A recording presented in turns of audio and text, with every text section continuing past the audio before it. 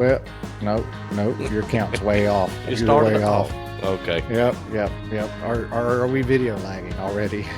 No, I waited. Either you're not in sync or we're already starting off with technical issues. I can't do another one where you're behind me. I can tell you that. I don't know how we made it through that one. What? That was rough. That was rough for sure. Hello, everybody. Hello, everybody. I am the man, the myth, the legend. I'm Travis. Really? And I'm Mitch. And together we make the Style Boys, and this is the Off the Rails podcast. With a Z, Welcome. by the way. Oh, yeah, because anybody can spell it normal. Yeah. Because we're just, look, we're hip. We are hip like that, man. We're too hip to be square. Well, I'm back in my awesome soundproof studio.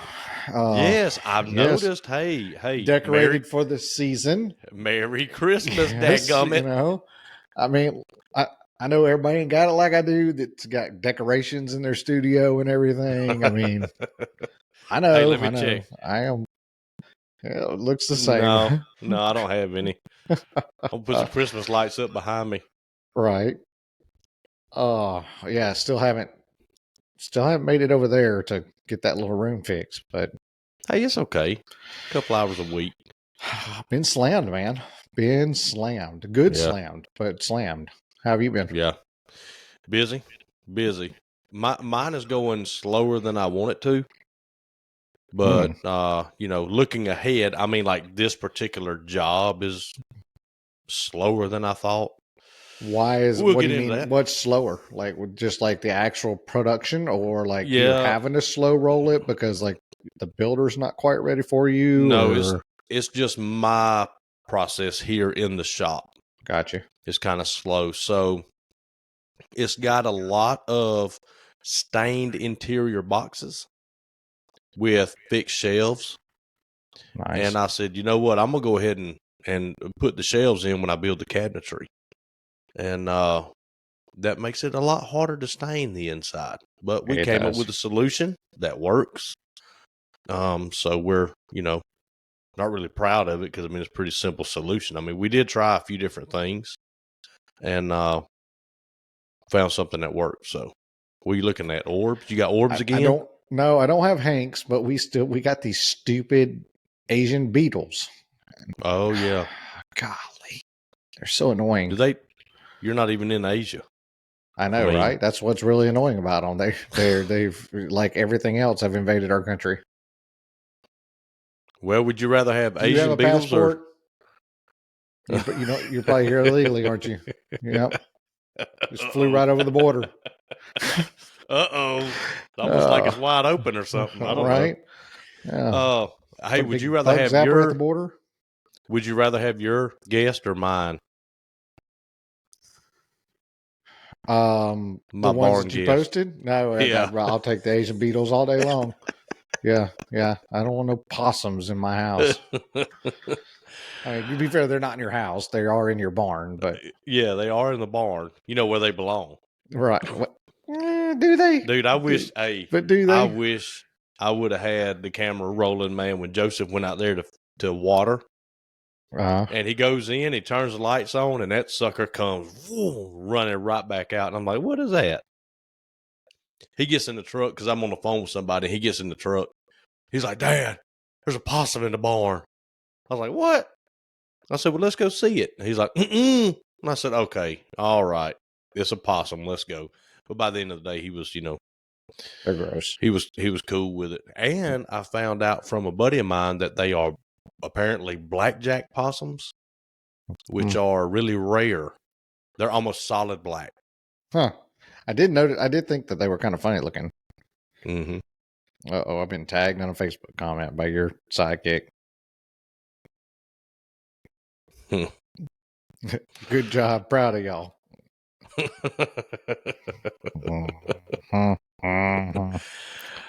Oh, I'm behaving myself with him because, see, he came and he said, hey, what'd y'all do? Play another junior college team today? You know what I'm saying? And I took it easy. Well, this is a different boy, but this is your sidekick that said made the Facebook post. But yes, he commented me too. He asked me, and I mean, yes, we did play. My daughter's school actually. We did play Chattanooga, and did beat their eyes out. But we at least beat their eyes out like we're supposed to. Unlike Michigan, who played an unranked team and almost lost. As the number 3 team in the country, played an unranked team and nearly lost. So, once again, they failed to live up to their hype, as what they do every year.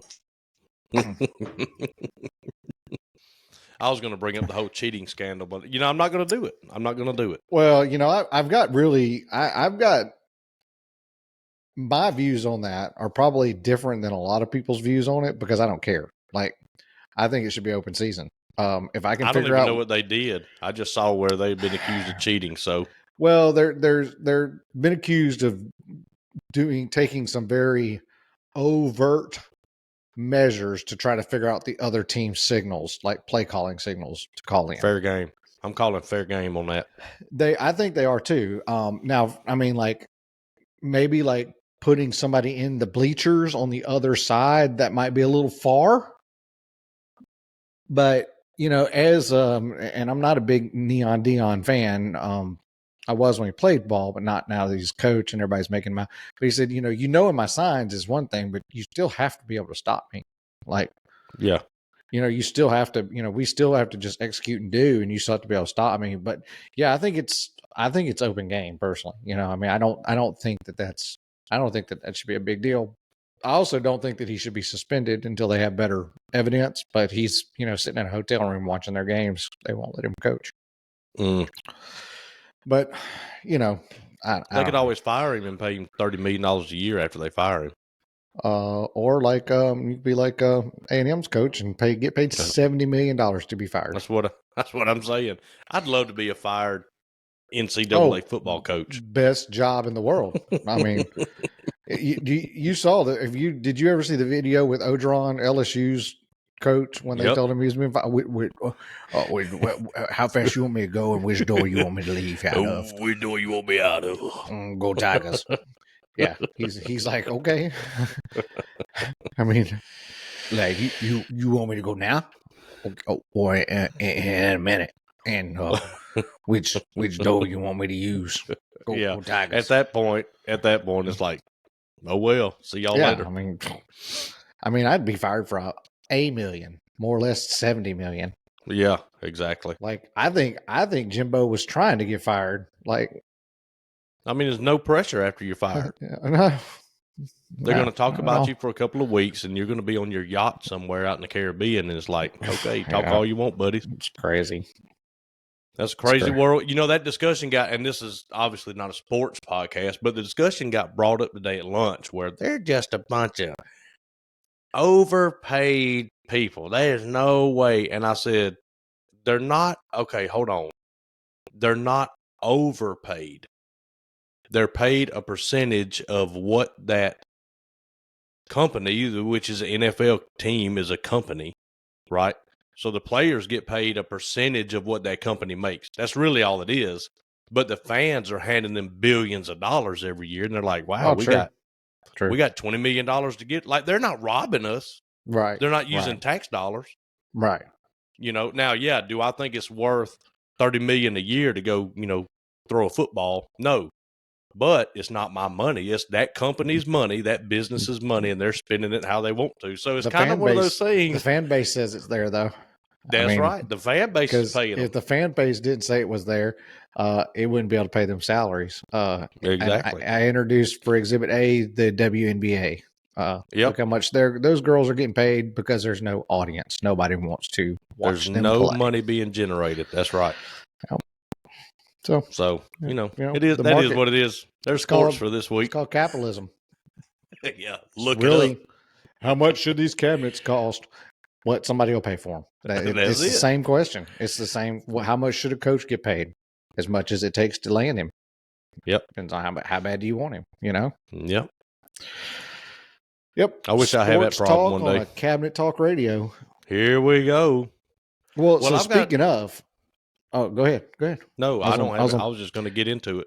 I was gonna pivot off of that. So let's kind of talk about the monster in the room real quick. We've kind of sort of been invited to join another podcast. Yes, we were invited to be. I think it's on an episode. Yeah. Did you look him up any? Trey did. Did he? I did not. He said that the Instagram page was legit and the dude had a podcast. Yeah. So. Yeah, he does. So Jamie Atkinson is the host. His booking agent reached out, and actually, this is what we got in a response. I'm gonna try to play this. Hopefully, it works. Let's see, because Mitch hasn't heard this either. Awesome. We would be happy to have both of you guys on there. Let me send you over our booking link for the podcast. And also, if you guys are looking for guests for your show as well, I know that Jamie is looking to be on podcasts. So let me know if you guys are looking for that. You can book whatever day and time that you like on the site. And basically, we just want to hear about your journey as a business owner, etc. And if you have any tips or tricks you can share. Awesome. She also says we have to pay $199 to participate. Oh, wow. No, I'm just kidding. I'm kidding. No, that's what I kept waiting on. Like I went to the booking site and I was like, all right, so where are they going to ask us for money? Like where? That's what I thought. Where is that? So far nothing, but so I haven't looked at the legitimacy of like his podcast or anything. I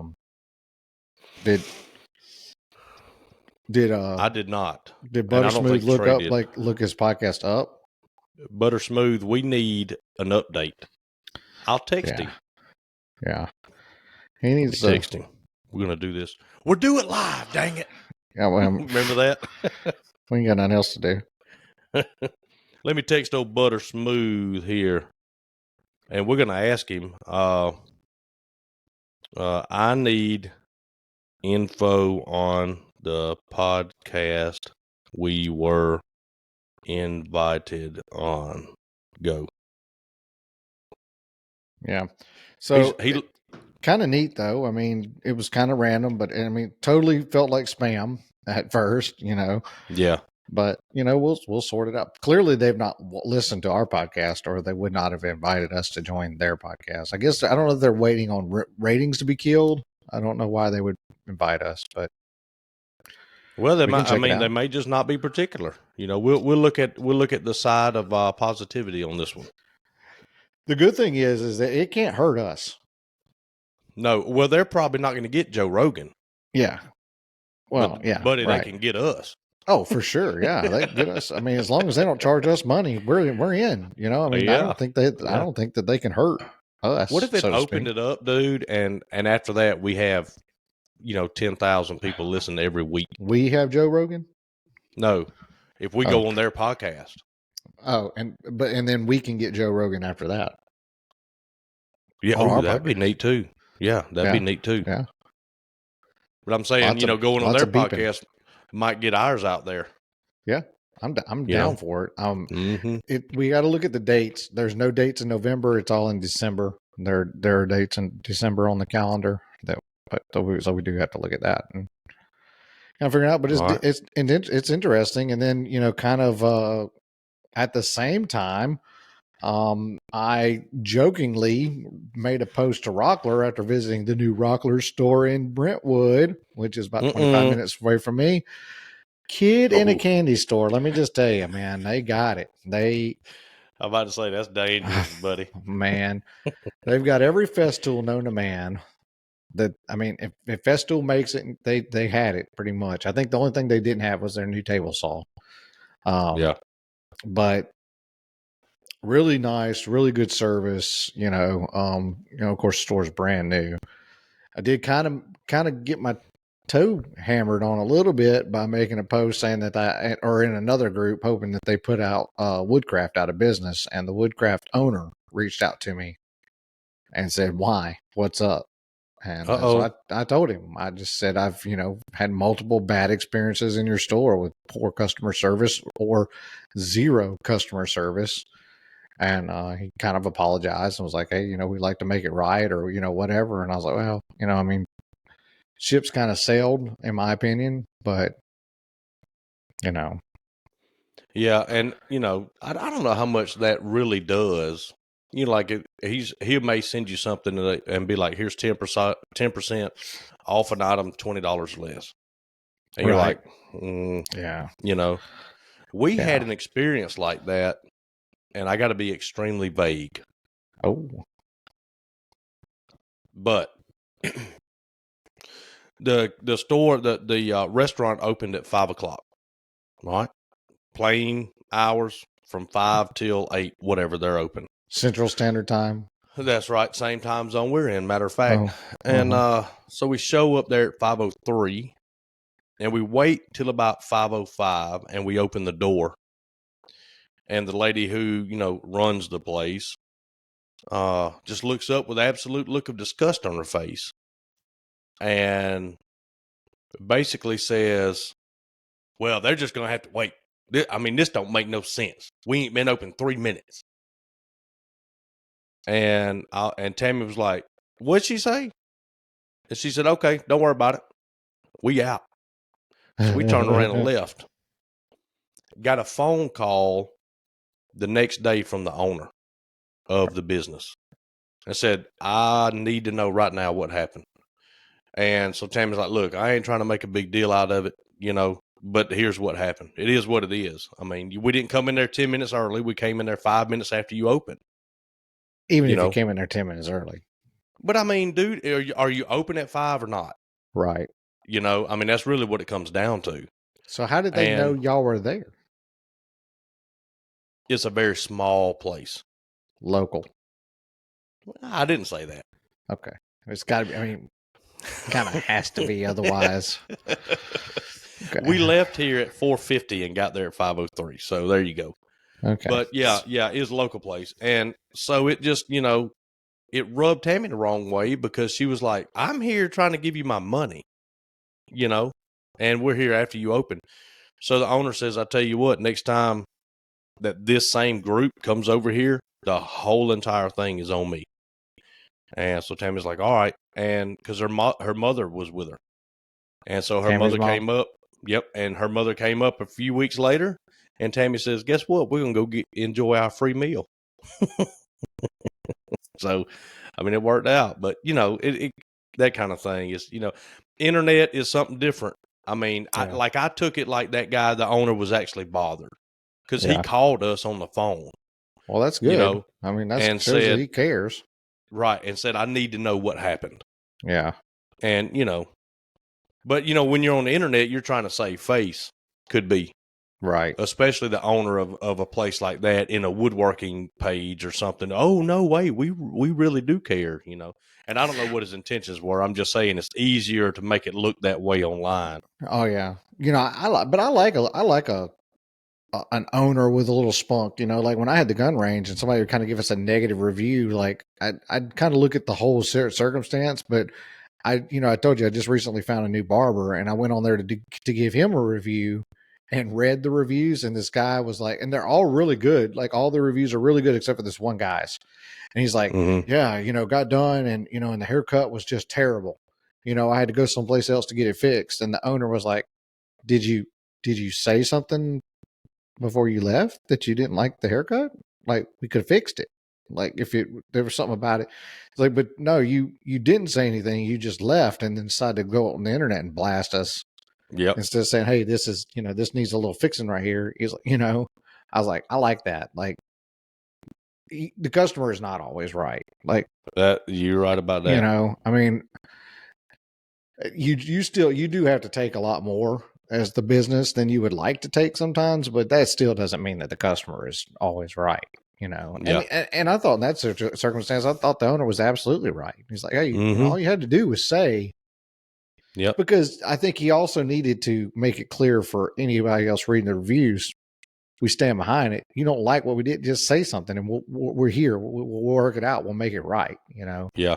And but don't stay quiet and then go online like you're invincible. Oh, that's this online stuff, buddy. Well, and oh yeah, well, I love like online reviews too. Like you go to, or you'll look at a product and it'll have like, it'd be like a 3-star, and you go look and you're like, what's going on with this? Solo Stove is one as an item like that. You go look at the reviews on Solo Stove and they're not very good. And you know why? Because they don't ship well. And FedEx and UPS tears them up. So they show up dinged and dented, but right. So you get my point, right? Yeah. So they're getting a negative review for the way that that's not on the product. The product works. Does the product work as described? Is it what you anticipated to be? Yes. Now, does UPS and FedEx need a bad shipping review? Obviously, because they don't arrive in one solid piece. They're dented, they're busted, but that's not a product issue, Right. It's just funny to me when people are just in a hurry to poo-poo on somebody, man. Nowadays, you love to be negative. Negativity in this world is so. I hate people like that. Me too. Chris has a Solo Stove and he absolutely loves it. I've heard great things. I really have. Don't stack the wood up above the top and you're fine. Keep the wood down inside, and it works. Yeah, I've heard good things about them. I just don't want to.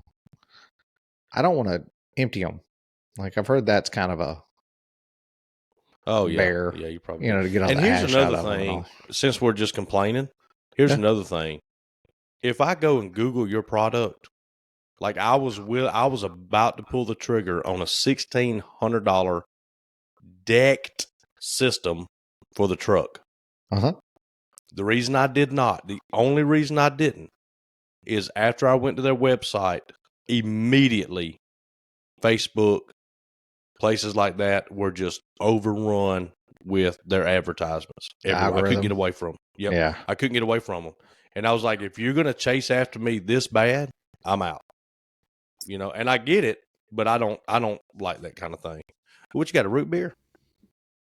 Yeah, that wasn't loud at all. I could barely hear it. Cheers, friends.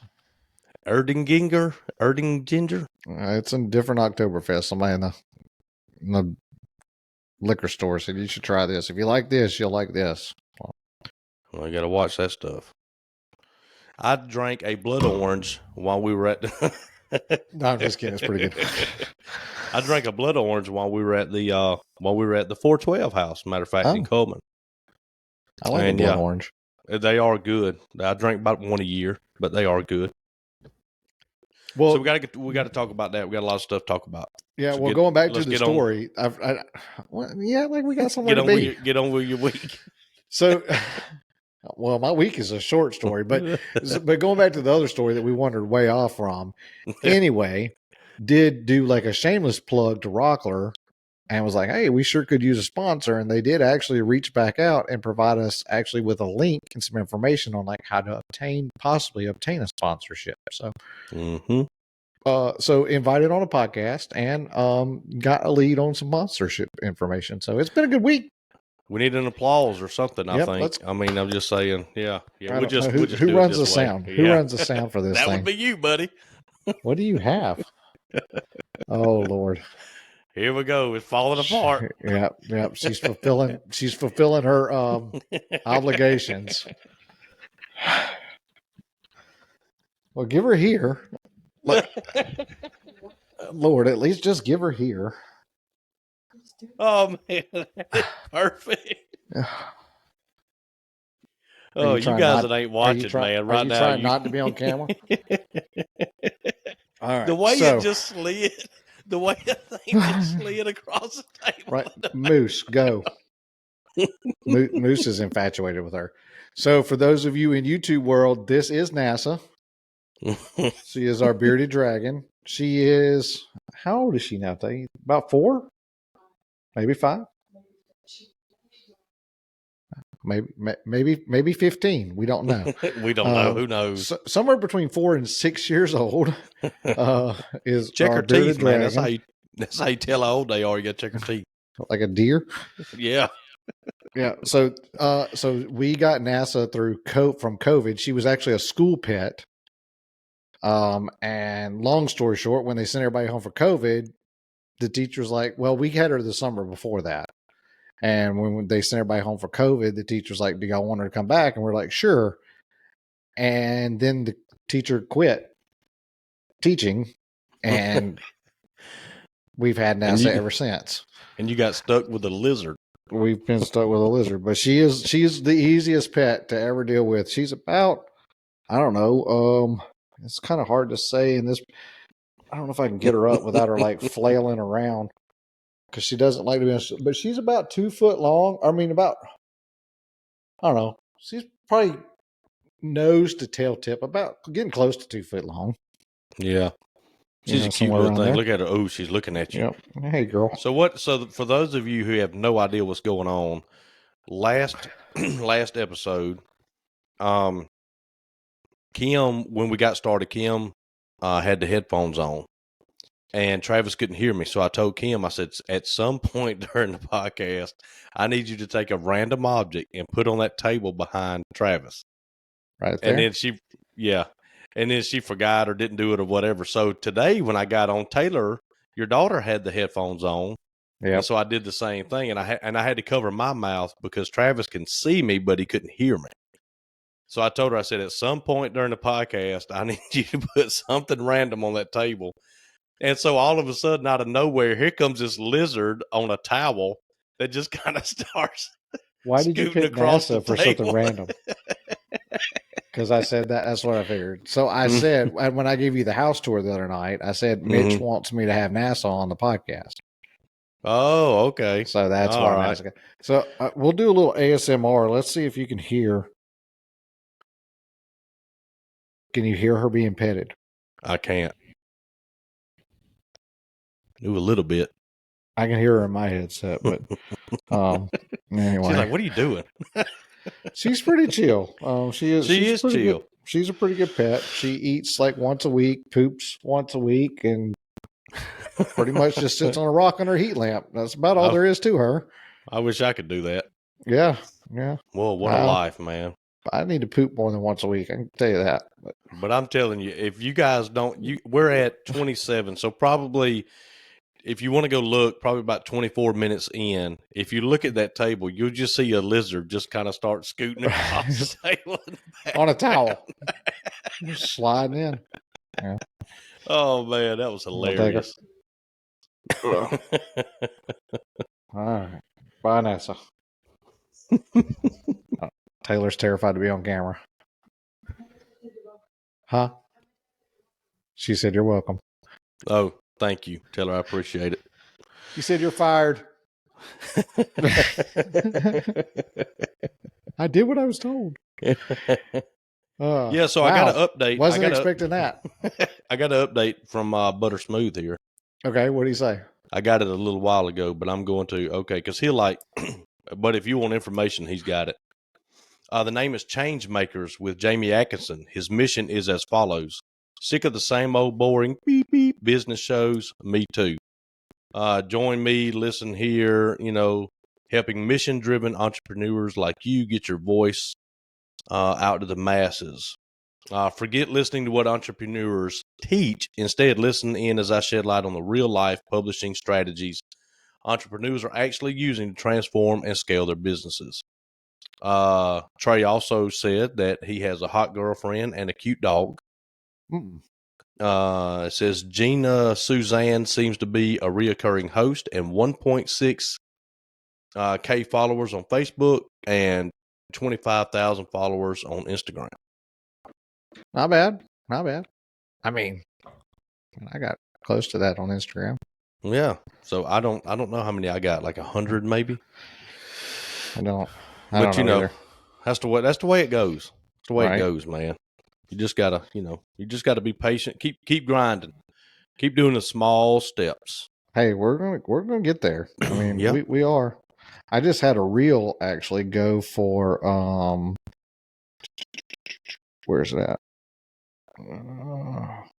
Over 1,000 plays on one of them, and on another one, I've got 3 going live now. I've got one with over 1,000, one with over 2,000, one with over 500 plays. Oh, well, yeah, that's banging it out. So there, reels is where it's at. That gains traction for sure. Yeah, I need to take a class on that and learn how to take one and throw Problem it out is, there. Who do you take it from? Mm-hmm. You know? Yeah, ain't no telling. All right. So, well, tell me what's going on. Give me an update. All right. Let's talk some shop now. We've talked. You know, when you buy when you buy a hood, you also have to get a liner and a fan. The fan is obviously the fan, and the liner holds the fan in the hood, and the hood is the pretty part. I've got an $11,000 liner sitting in the front of my shop, and I can hear you guys riding in your little cars going down the road going, "Why is the liner $1,000?" I'm here to tell you. The customer sent me, remember the hood I had to swap for a bigger one? Uh-huh. All right, on the inset job. And the new hood, so I emailed my guy, I said, I need this hood this time and a liner. I didn't specify what fan I had, and I had a 900 CFM fan, which required a different liner. So, of course, he sent me the liner for a 600 CFM fan or below. Okay. So the builder calls me and says, fan won't fit. And I'm like, shoot.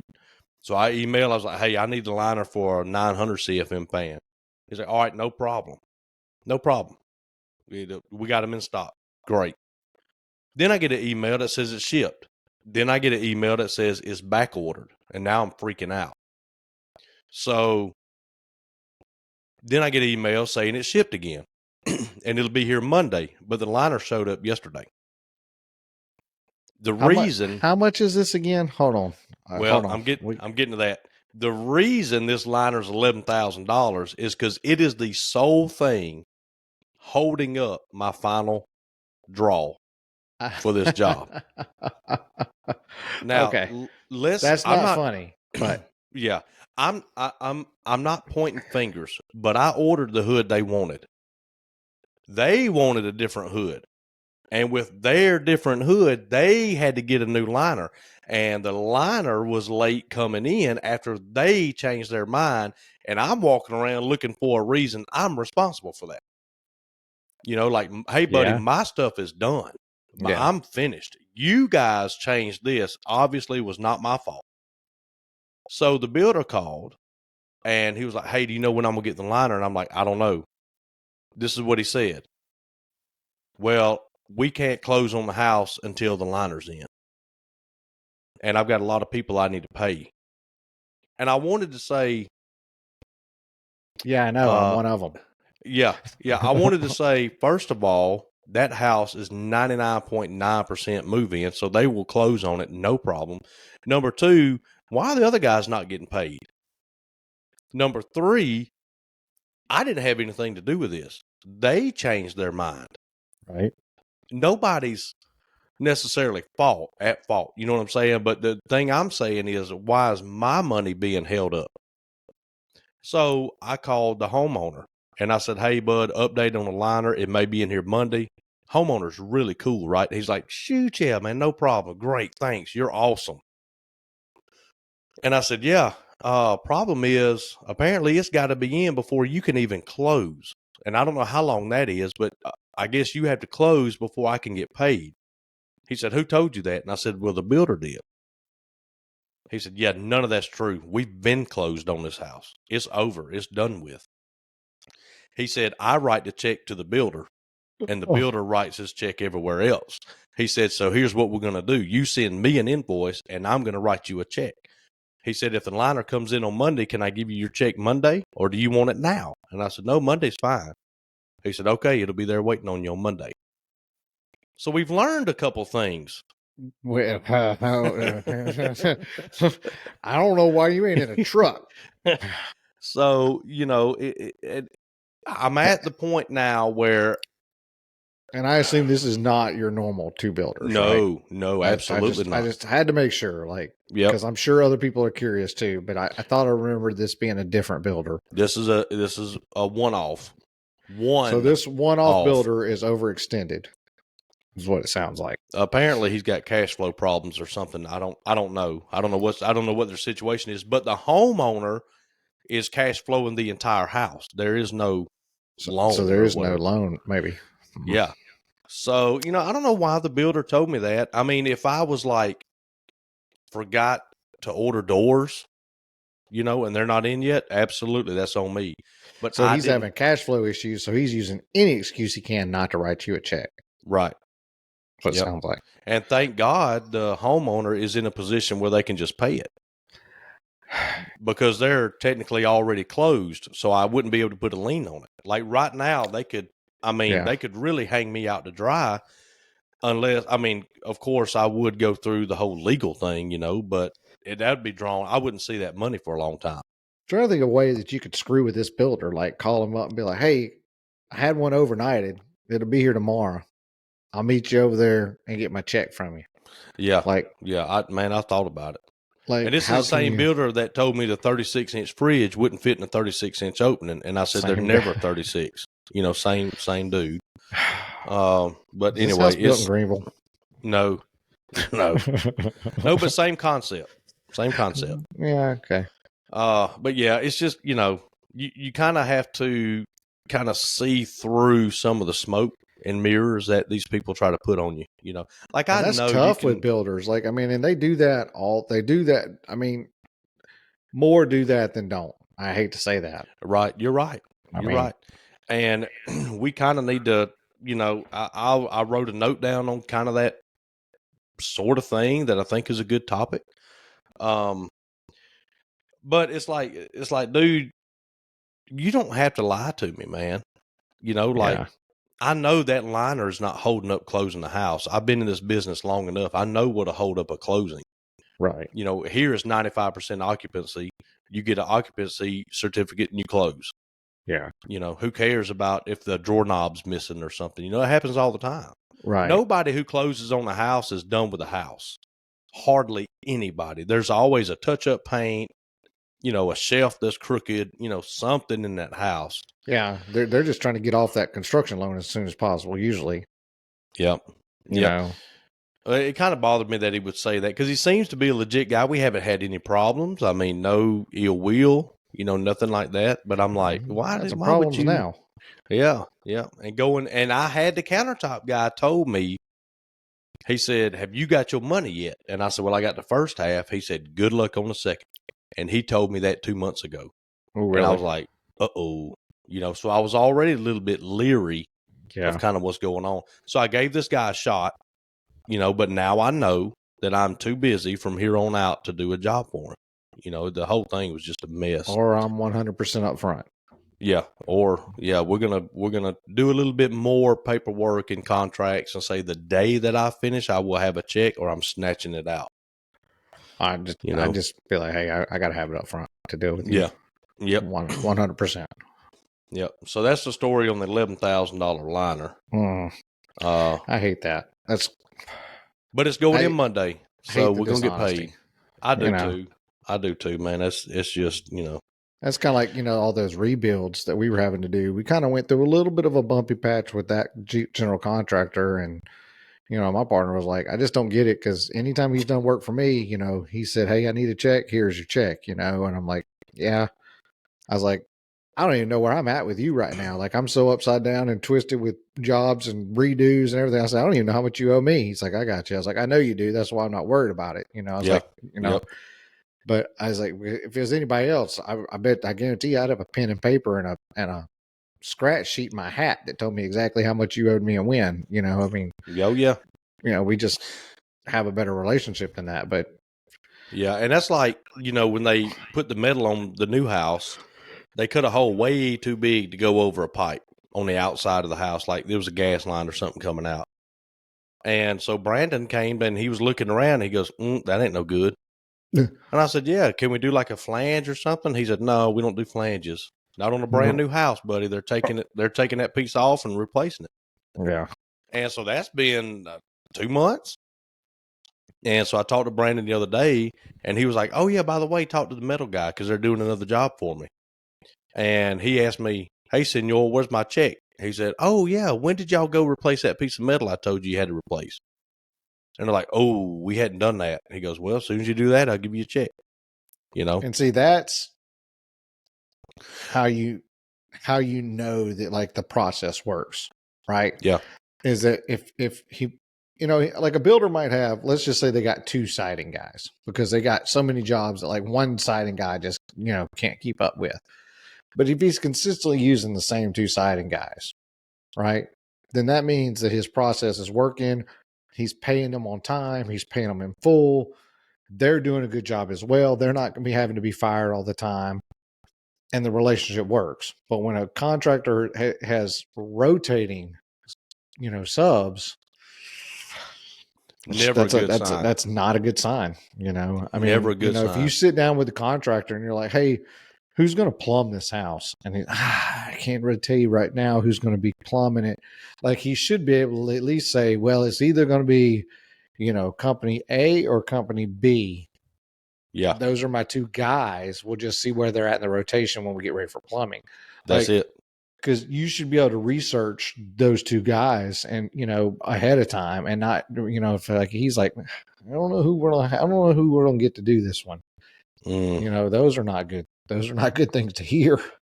And we're going to skip down a little bit, and because I wrote on here, why use a builder? I had an interesting conversation today at a place that I was at. I ran into my cousin, a bunch of my cousins actually, and no, it wasn't a family reunion. But anyway, it was Walmart. She's like, did you guys get a builder? And I said, 100% we did. Yep. Mm-hmm. Yep. Oh, okay. Well, like, is he any good? Is he expensive? That's what she asked. And I said, I kind of gave her that look, and I was like, she's like, well, that ain't good. And I said, no, he's not expensive. He's worth what you pay him. There's a big difference in that. And so I broke it down for them, and I'll break it down here. If you're building a house, get a builder. 100% get a builder. Do not try to build a house without a builder. The reason is, we went to Sherwin-Williams, all right, and we said, hey, we're here on behalf of Brandon. We're the Turners. We're building a house. He's supposed to call. The guy said, yep, I got your account right here. Tammy said, we want this color and the primer this color and this and that color and this and that. He said, okay. So, 30 minutes later, he had everything worked up. He went through the square footages, and he goes, here's how much paint you'll probably need. And our paint bill was $1,100 for all the paint and the brushes to paint that house. He said, if you guys would have come in here on your own, it would have been $3,200 in paint. Yeah. Well, why do we get it at a discount? Because the builder buys a gazillion gallons every year, right? So you take that. If that's $2,000 just on paint we didn't have to pay. Now, our builder is charging us 10% to build this house. That is not a real rate, right? If you build a house, you're not going to build it for 10%. So he's a cost plus. So it costs, $200,000 to build a house. Your total cost is going to be $220, and 20 goes to him because he's handling all the emails, the drawings, the getting stuff ready, the contractors' phone calls. I mean, it's crazy what they have to do. Permits, inspections, septic. Yeah. He's on the phone scheduling the whole thing. Well, the reason we got 10% is because he doesn't have to call an electrician ever. He doesn't have to call a painter ever, a cabinet guy ever, right? He doesn't have to schedule them, email them, keep up with invoices, any of that stuff. Right. So we're taking a lot of the workload off of him. And that's what his reason was. He said, yeah, we're buddies. Most are cost plus 20. Most are 20%. Yep. I mean, you can bank on 20% on paying a builder. Now let's look at our electrical we got on his account. Right? We probably saved $3,000 or $4,000 on electric. Yep. The lumber package, you better believe that lumber package was way cheaper through him than it was through us. All right, now let's look at the concrete guy. If John Willis calls the concrete guy and says, I want you to do me a pad, it's going to be, I have no idea. I'm going to say $100 a square foot. The builder calls the concrete guy and says, hey, I got another house for you to do over here. The builder's not paying $100 a square foot. The builder is paying, $80 a square foot, right, or whatever it is. So all of the processes for the builder are generally cheaper. My builder rate is cheaper than somebody I have no idea who sends me a message on Facebook and wants a vanity. The builder pays, and we've talked about that before. The builder pays a different rate if he's a constant builder for you. Correct. You know what I'm saying? So you add all those savings up on material, on labor, on everything that you do, plus whatever you pay the builder, you're going to come out probably cheaper than if you did it yourself and with none of the headache. And with warranties. With everything is inspected, everything is permitted, all the legal stuff is taken care of. So because guys, here's what happens. If you've got let's say you got a plumbing issue, right? And you built the house on your own, and you call the plumber up and you're like, hey, my toilets aren't flowing correctly. Oh, okay, well, we'll get out there. Okay, we'll get out there. Okay, we'll get out there. The builder, just like that piece of tin, says, hey, the Turner house has got a plumbing issue. If you want to do another house for me, I need you to get over there and fix it now. Bingo. And you know what they do? Yep. They go, oh, yep. That's a steady line of income. We need to go fix this, because if we don't, we won't get another house. Yep. It's just like that piece of tin. I mean, it's the same thing times everything, times the air conditioner guy, the concrete guy, whatever it is. The builder has special insurance. He makes his contractors have insurance in case something catastrophically goes bad. So now, not all builders are good builders. We've also talked about that. And good luck, because all the builders are going to come to you with fancy emails and logos and all this and say, I'm the best. I've been building for 50 years. Don't trust that. You need to go talk to somebody who they built a house for. And here's what I noticed early on with both my builders. I'll see random people walking through the house with the builder. Uh-huh. And the builder goes, Mitch, this is Stacy. Stacy, this is Mitch. He's going to be your cabinet guy. And what they're doing is they're bringing future clients in to look at their work. Mm-hmm. And they're talking to the homeowners. And I've seen them ask the homeowners directly, how do you like him building for you? And they're like, oh, he's great. It's awesome. You have to do that. You can't just go by what the builder says, unfortunately. Same with your cabinet guy. Same with your electrician. We're all going to claim that we're the greatest. And go look at a house. If you want that builder, go look at one of his houses in construction phase. Yep. Absolutely. How clean is the site? Yep. That's an indicator of things. Take somebody who knows something about framing with you. Kind of look at the frame and don't do like an inspection, because you don't look like a total dork, but there are things you need to look for, as far, like your king studs and your jack studs, make sure your jack studs go all the way through. Are the corners properly blocked for drywall? Like, is there extra blocking? Do they do things like put TV blocking up for mounting TVs later? Like, just look at different little things, and that'll kind of give you an idea, as to kind of what kind of builder you got, but I will say that I think that, oddly enough, one of the biggest things is job site cleanliness. Mm-hmm. Because that comes back to attention to detail. Because if a job site ain't clean, you can hide stuff in it. Yep. And you can hide stuff and not pay attention. And that also means that probably the builder, or at least their superintendent, is actually coming through and checking things on a regular basis. When it looks like a dump site, ain't nobody coming there and checking on what them subs are doing. Nope. And here's the thing too. I didn't realize this till I actually worked for a builder. Not many builders build houses. So when they say that they build the best house ever, they ain't swinging a hammer, and they ain't putting in a screw. Yep. They are a coordinator. I mean, that's like the director of the orchestra saying he's the best musician in the group. He can't play every instrument that he's leading, but he's a dang good leader of the group and can keep them all together and keep it synchronous and harmonious. Yeah, that's right. Perfect. Yep. There's other words wanting to come out with that for some reason. Yeah. I don't know why. One of my builders installs the appliances, and he kind of does grout work on the stove, and he installs gas logs and stuff. You know what I'm saying? Yeah. The other builder does the flooring and the trim and things like that. They dip their fingers. No, they don't build the house, but they know every part of it. Yeah. I know one builder that called me and asked me a simple question, something that would take 3 minutes, and I had to drive over and do it because he said, I had no idea how to do this. And I was like, you've been building houses for 30 years and you don't know how to put 6 screws in something. Yep. And so that kind of thing, unfortunately, you have to watch that kind of thing. Yeah. And there are different builders, and the way that they came up and way that they became a builder, there's various ways, Yeah. Some of them just inherited daddy's company and they've just been and they may be really good at it. They may be a really good orchestrator and really good at facilitating other people to put together and assemble a house well. Might be. But you might have a guy like these two guys who are not as big. So kind of like ensure some kind of work product and kind of control cost. They are doing some of the work themselves. Mm-hmm.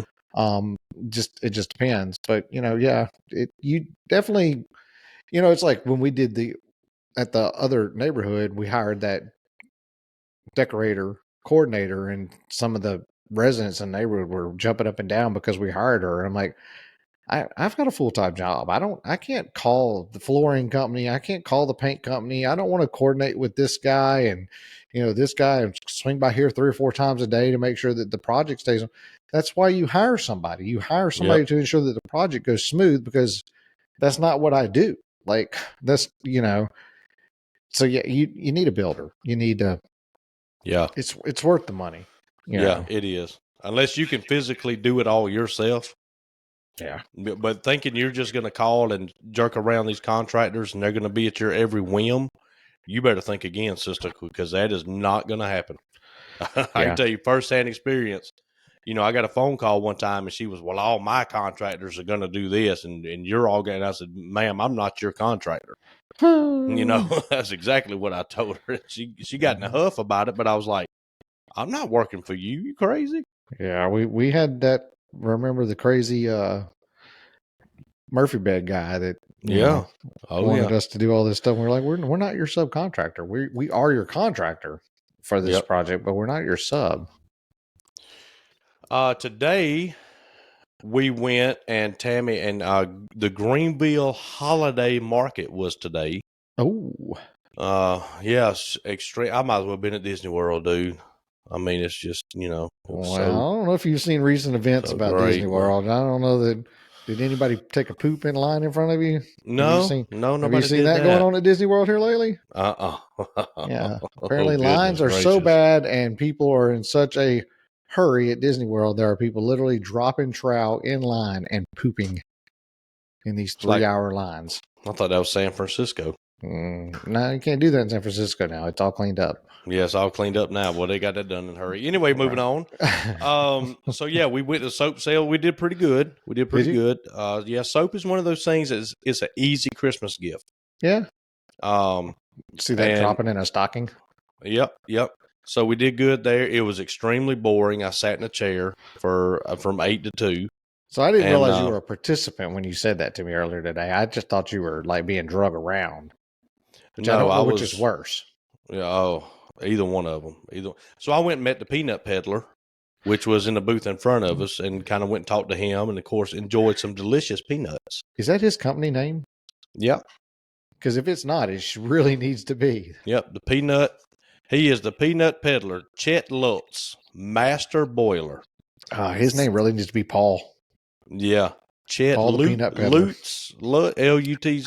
Anyway, he's on Facebook at the Peanut Peddler. Huh. And there's his little.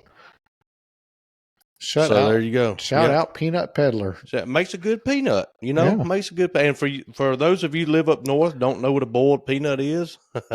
You better get you some, because y'all don't live like we do. Were they all boiled? Did he have like dry roast too? No, he had dry roasted, salted, dry roasted Cajun, boiled, regular, boiled Cajun, and then he also had some homemade mini apple pies. I miss roasted peanuts so bad. I can't eat them anymore. They were good, dude. They were good. But yeah, and so interestingly enough, we put on the market here every year, and ours is the second Saturday in December. In Grady. Yep, in Grady. And so there's this lady that said, I think I'm going to come and try to sell what I make. And I said, okay, well, come on. And so she makes flavored salts. You got ghost pepper, habanero, jalapeno, smoked, oak smoked, hickory smoked, applewood smoked, all these different flavors of salt. Okay. That's right. So her first show was when she came and sold at our market. Okay. And, we don't make any money off other vendors, not a single dime. We don't charge them, anything. Now, they pay $5 to the county, and that money goes to the guy from the county that stays there all day and cleans up and opens the restrooms, makes sure everything's clean. Oh, okay. But we don't charge a vendor fee to be there. You know what I'm saying?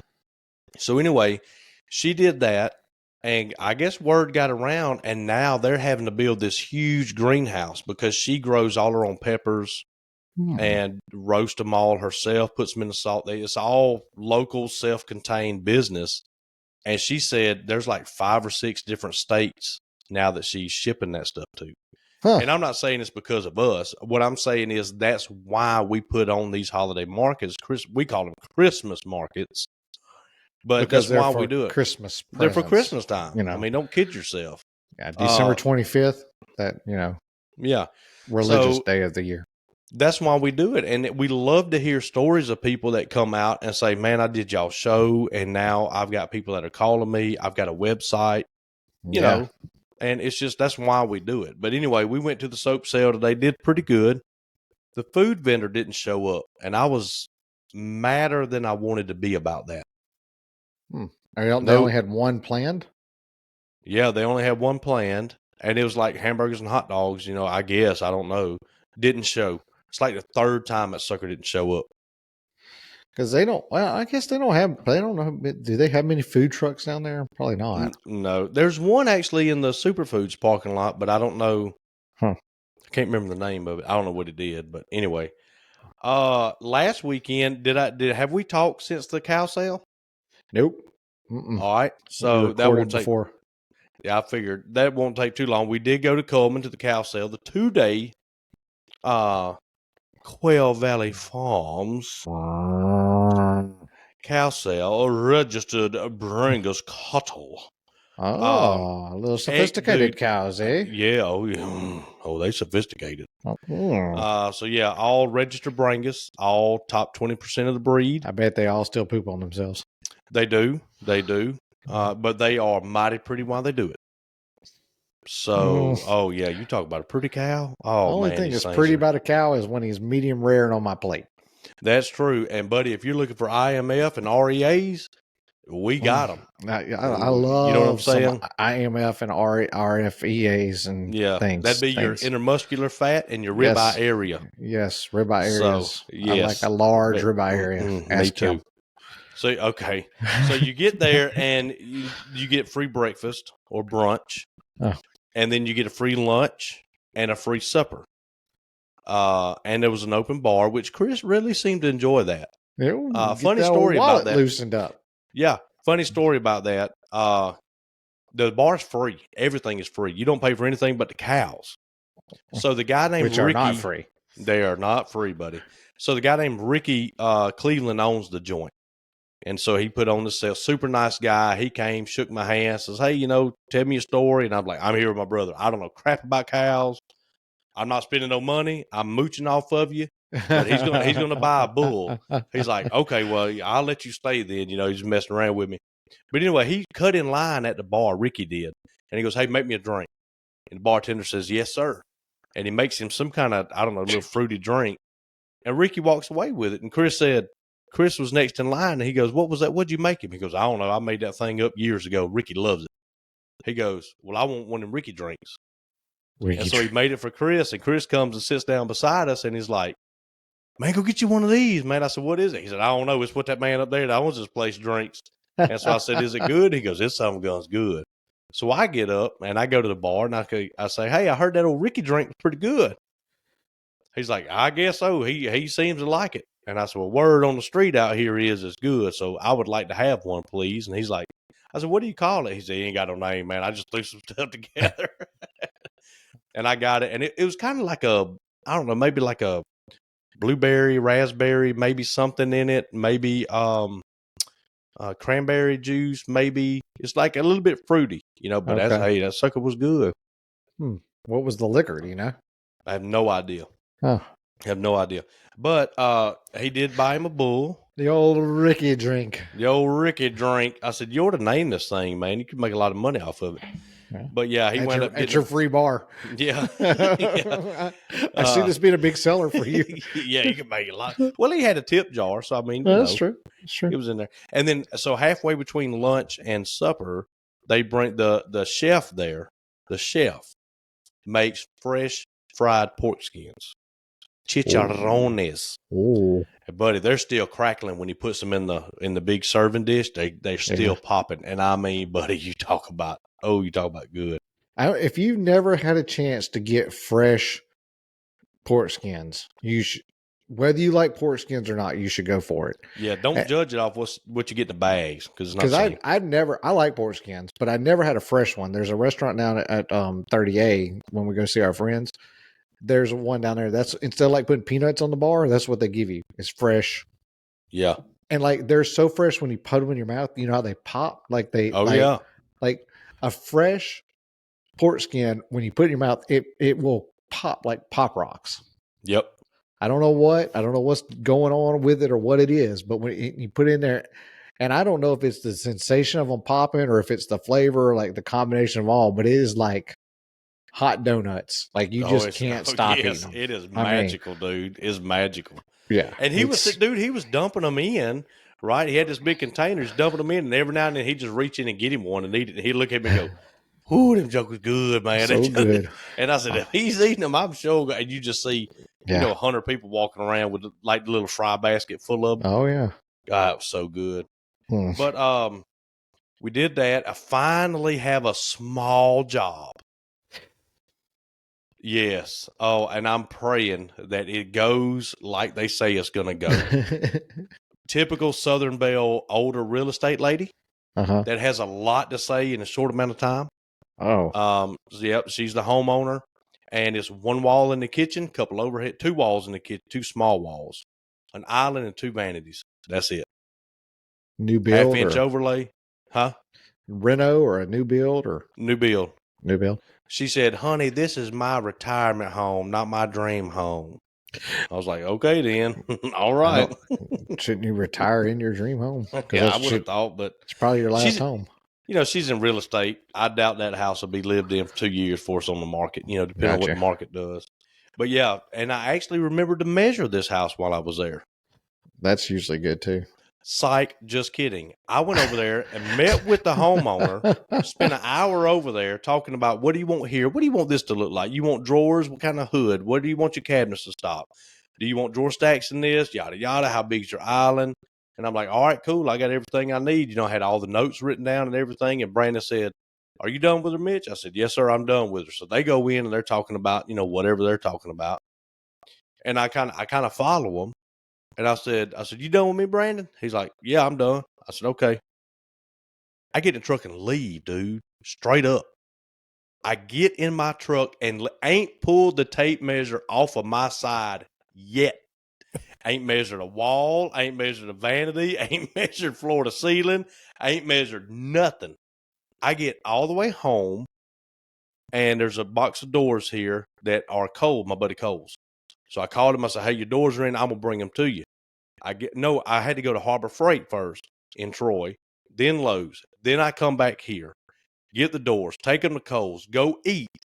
And I'm messaging a dude on Facebook. I'm commenting on a post. And I said, yeah, I just got done measuring the house, and this and that. And it hit me. Dude, you didn't measure nothing. Measure nothing. So I called a builder and I said, dude, I'm so embarrassed. I said, I got something I need to tell you. He said, you ain't got to tell me. He said, you didn't measure beep while you was here. I said, how did you know? He said, dude, I turned around, you were gone. Like, no way you measured that house that fast. So I was like, dude, I was so embarrassed, man. Like, how do you do that? How do you go to measure a house? You just sidetracked, man. When you got, 50 things on your mind, you just kind of.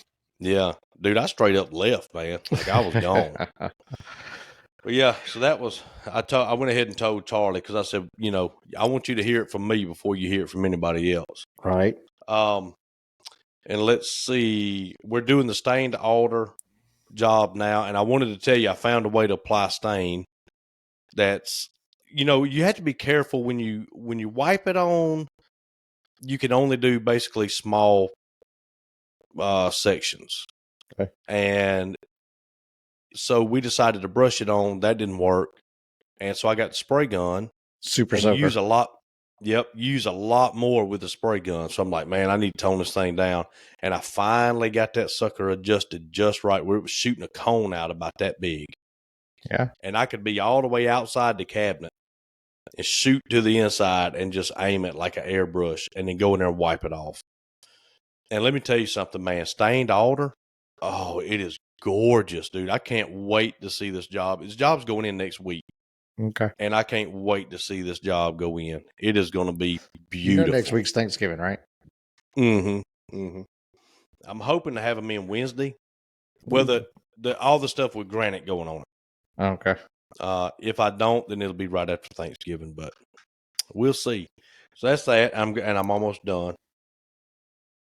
I got a busy week. Okay, people, get off my back. Got more to talk about because I ain't got nothing to talk about. I ain't got nothing. All right. So the other three. Oh, and it's too late because I want to do it at the beginning, but I haven't. So we got a diehard listener. Okay. Named Daniel M. Mm-hmm. He left a Facebook comment. Oh. And I've know him. I know him personally. I see him around here sometimes, and he's always got positive things to say about the podcast. He's like, dude, I can't wait.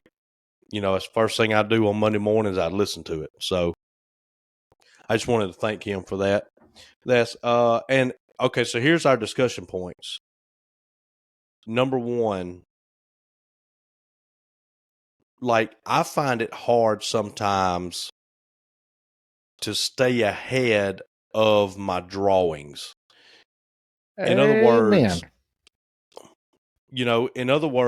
you get done with the job and you're like, whoo, wash my hands of it. I'm done. Move on to the next one. And we're sitting down. And now we have to design. And now we have to draw. And I'm trying to get out of that. I'm trying to get into a place where when I get done with one, the material is already here for the next job. It's sitting on the racks and it's ready to go. And I was going to ask you, like, how do you manage that? How do you deal with that?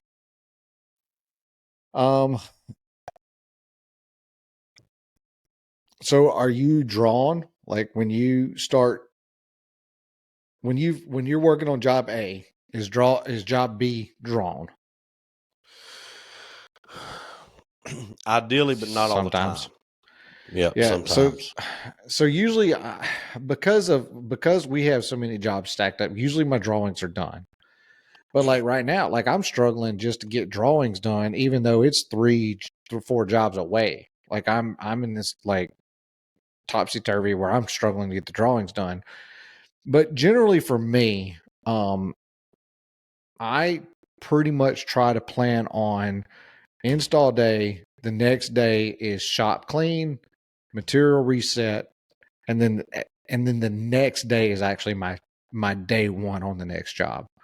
So I try real hard to kind of have, because you're like me, I mean, if it'll get me to payday sooner, then Saturday and Sunday they're just work days as well. It's so sometimes my Saturday could be a Tuesday, where I'm still at the shop, I'm still working, but I'm just not working as hard. I'm trying to get things done, maybe try to get some things piddled away that I've been, kind of putting off. But I try real hard to have that full day reset in between. And that's clean the trailer, that's clean the shop, that's put every tool back up where it goes. And for me, I have to go get materials because I only keep materials on hand for pretty much a job at a time. And it's going and getting materials is part of, usually I go first thing in the morning, leave early, try to get to Nashville early and get the materials. And that's kind of that one day is kind of that reset. I'd like to see that get better, but the reality is if I don't keep it that way, then I'm not going to have a soft day. Yeah. And ever. Those are important to us, is having a soft day. And because we happen to call it the same thing, hey, it's going to be a soft day today. And we clean up, we take inventory, and which I sent you the inventory list. I don't know how much good that's going to do you, and the tool list. But anyway, I just wanted to give myself credit because I got called out last time. I didn't mean to thank you for those, and I forgot. Dude, my brain's so scrambled. But anyway, it's a hard thing to do because we get so laser focused on one job, right? And so there's 3 or 4 jobs out there. Some of them are really small that I've already measured and I've already sent the initial drawings, out. Right. But then it's like, okay, man, I got to do this big one. What are we going to need? What are we going to need? And you send the order and you're like, shoot, I should have ordered for this one little bookcase or this one little vanity, but this last order I had was $8,000 just in raw wood, Yeah. So it's one of those things where that's a struggle of mine, is keeping the next job in line. And a lot of the reason I don't is because I leave here at 7:00 every night. Yeah.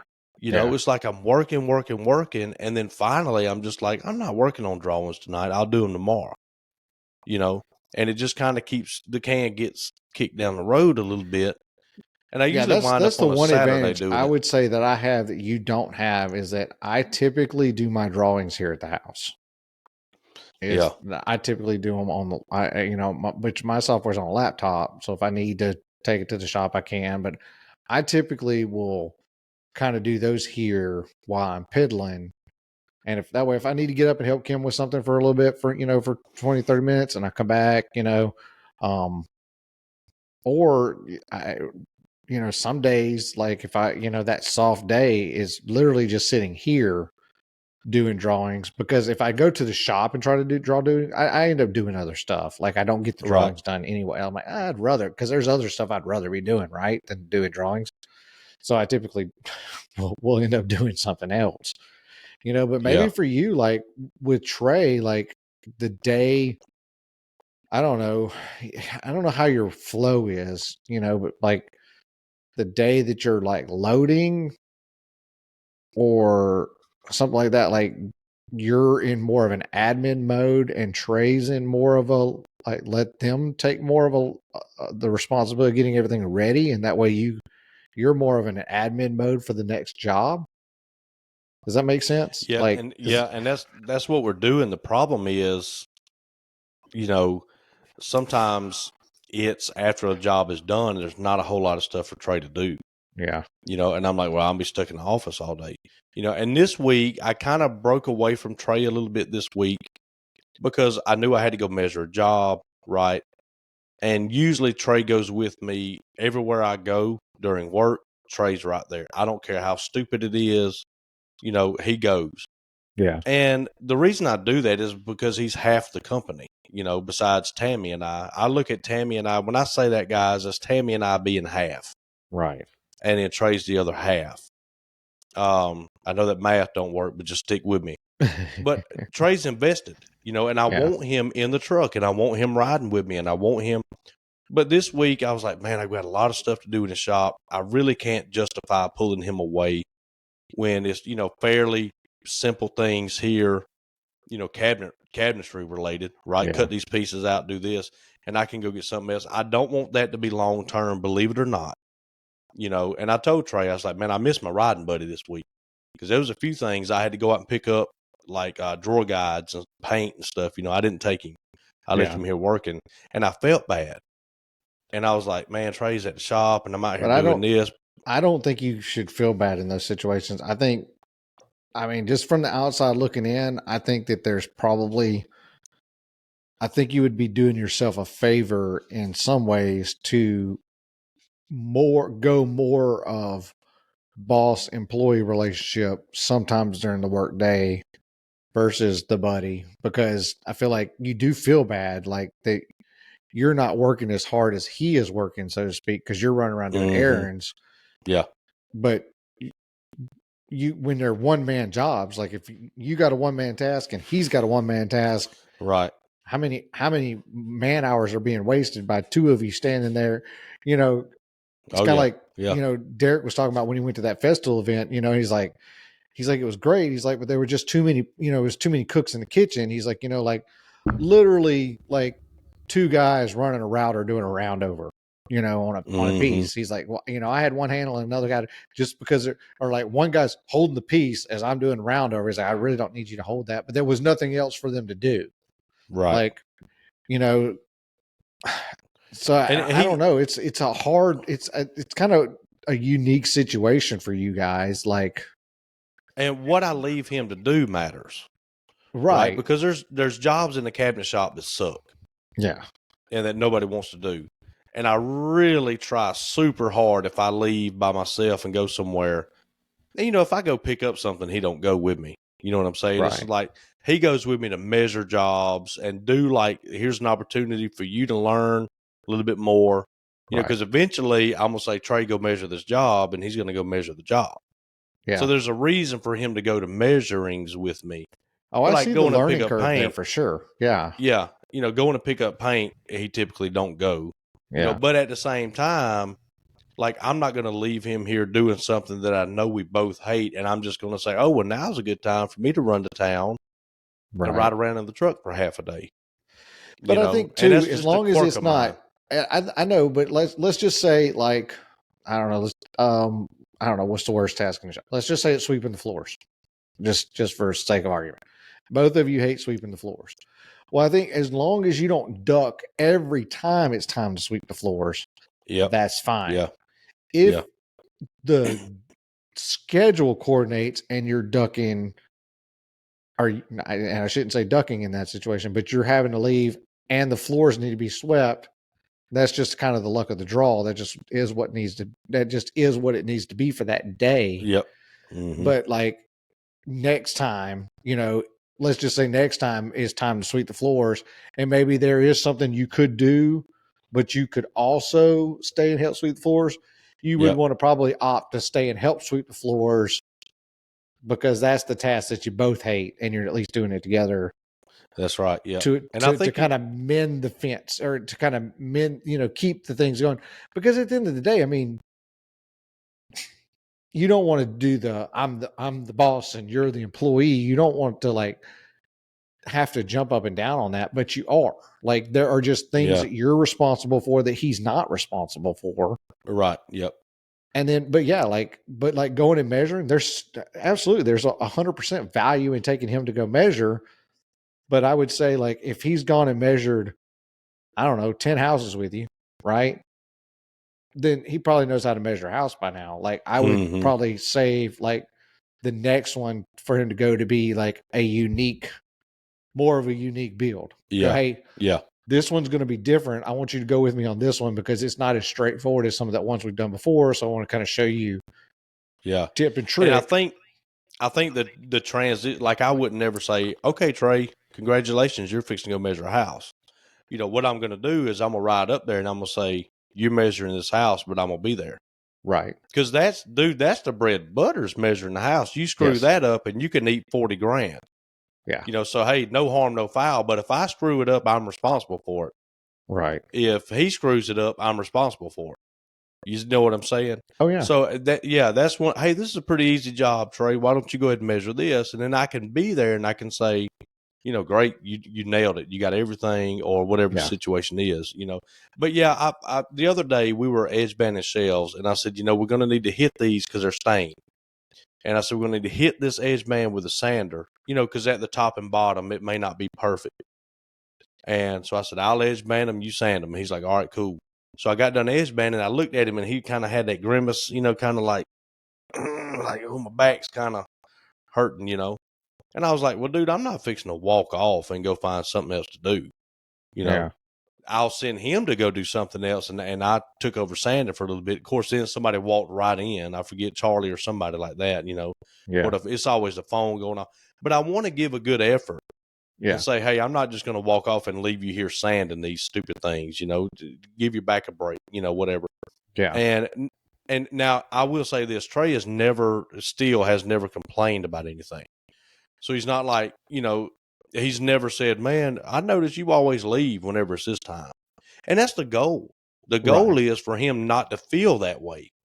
Oh, for sure. And sure. Yeah, I run the business, not, all this stuff, but we're both people. And I don't sit and just, powder his bottom either. But I think it's like, hey, I need you to do this. And from the outside looking in, I think what's a little different for you guys is that he is a little bit more than the typical employee. Yeah. Yeah. You guys, you get along really well. There is a true friendship behind the employment relationship. So I think that kind of adds a layer of difficulty to I was going to say it's not the easiest thing in the world, because because now you have two relationships to manage essentially. Yeah. You have the friendship to manage, and you have the employee employer relationship, and that's not a lot of people can separate those two. I mean, not a lot of people can say, okay, between the start whistle and the end whistle, I'm employee and I'm boss. I mean, some people can't. Right. Now, I mean, sometimes that's necessary depending on who the boss is and who the employee is, right? Yeah. So we have the perfect scenario where Trey's a grown man and he acts like a grown man, and mentally he's a grown man, right? He's not entitled. He's not, well, I feel like this and I feel like you did this, and there's none of that. So we can mutually have both a friendship and a working relationship, because Trey comes in and he does his job, and I come in and I do my job. Now, if Trey ever got to where, he was just kind of giving up and he wasn't interested and he's all the time on his phone, or he's all the time, not doing what he's supposed to be doing, then, you had to kind of say, all right, bud, listen, I appreciate it, but we kind of need to get, we got to do this. We got to get this done, and you kind of fade away from that mesh relationship a little bit. But what if, all right, so let's just say, for example, that you've got an employee who does a really good job at work, does what he's supposed to do as he's expected to do it. But outside of work, you have zero common interests. He's an atheist. He, is single guy, doesn't like children. Like, it just kind of in every shape, form, or fashion is the polar opposite of you. So, so it's somebody that essentially outside of work, it's not really somebody you want to be around. Right. You see what I'm saying?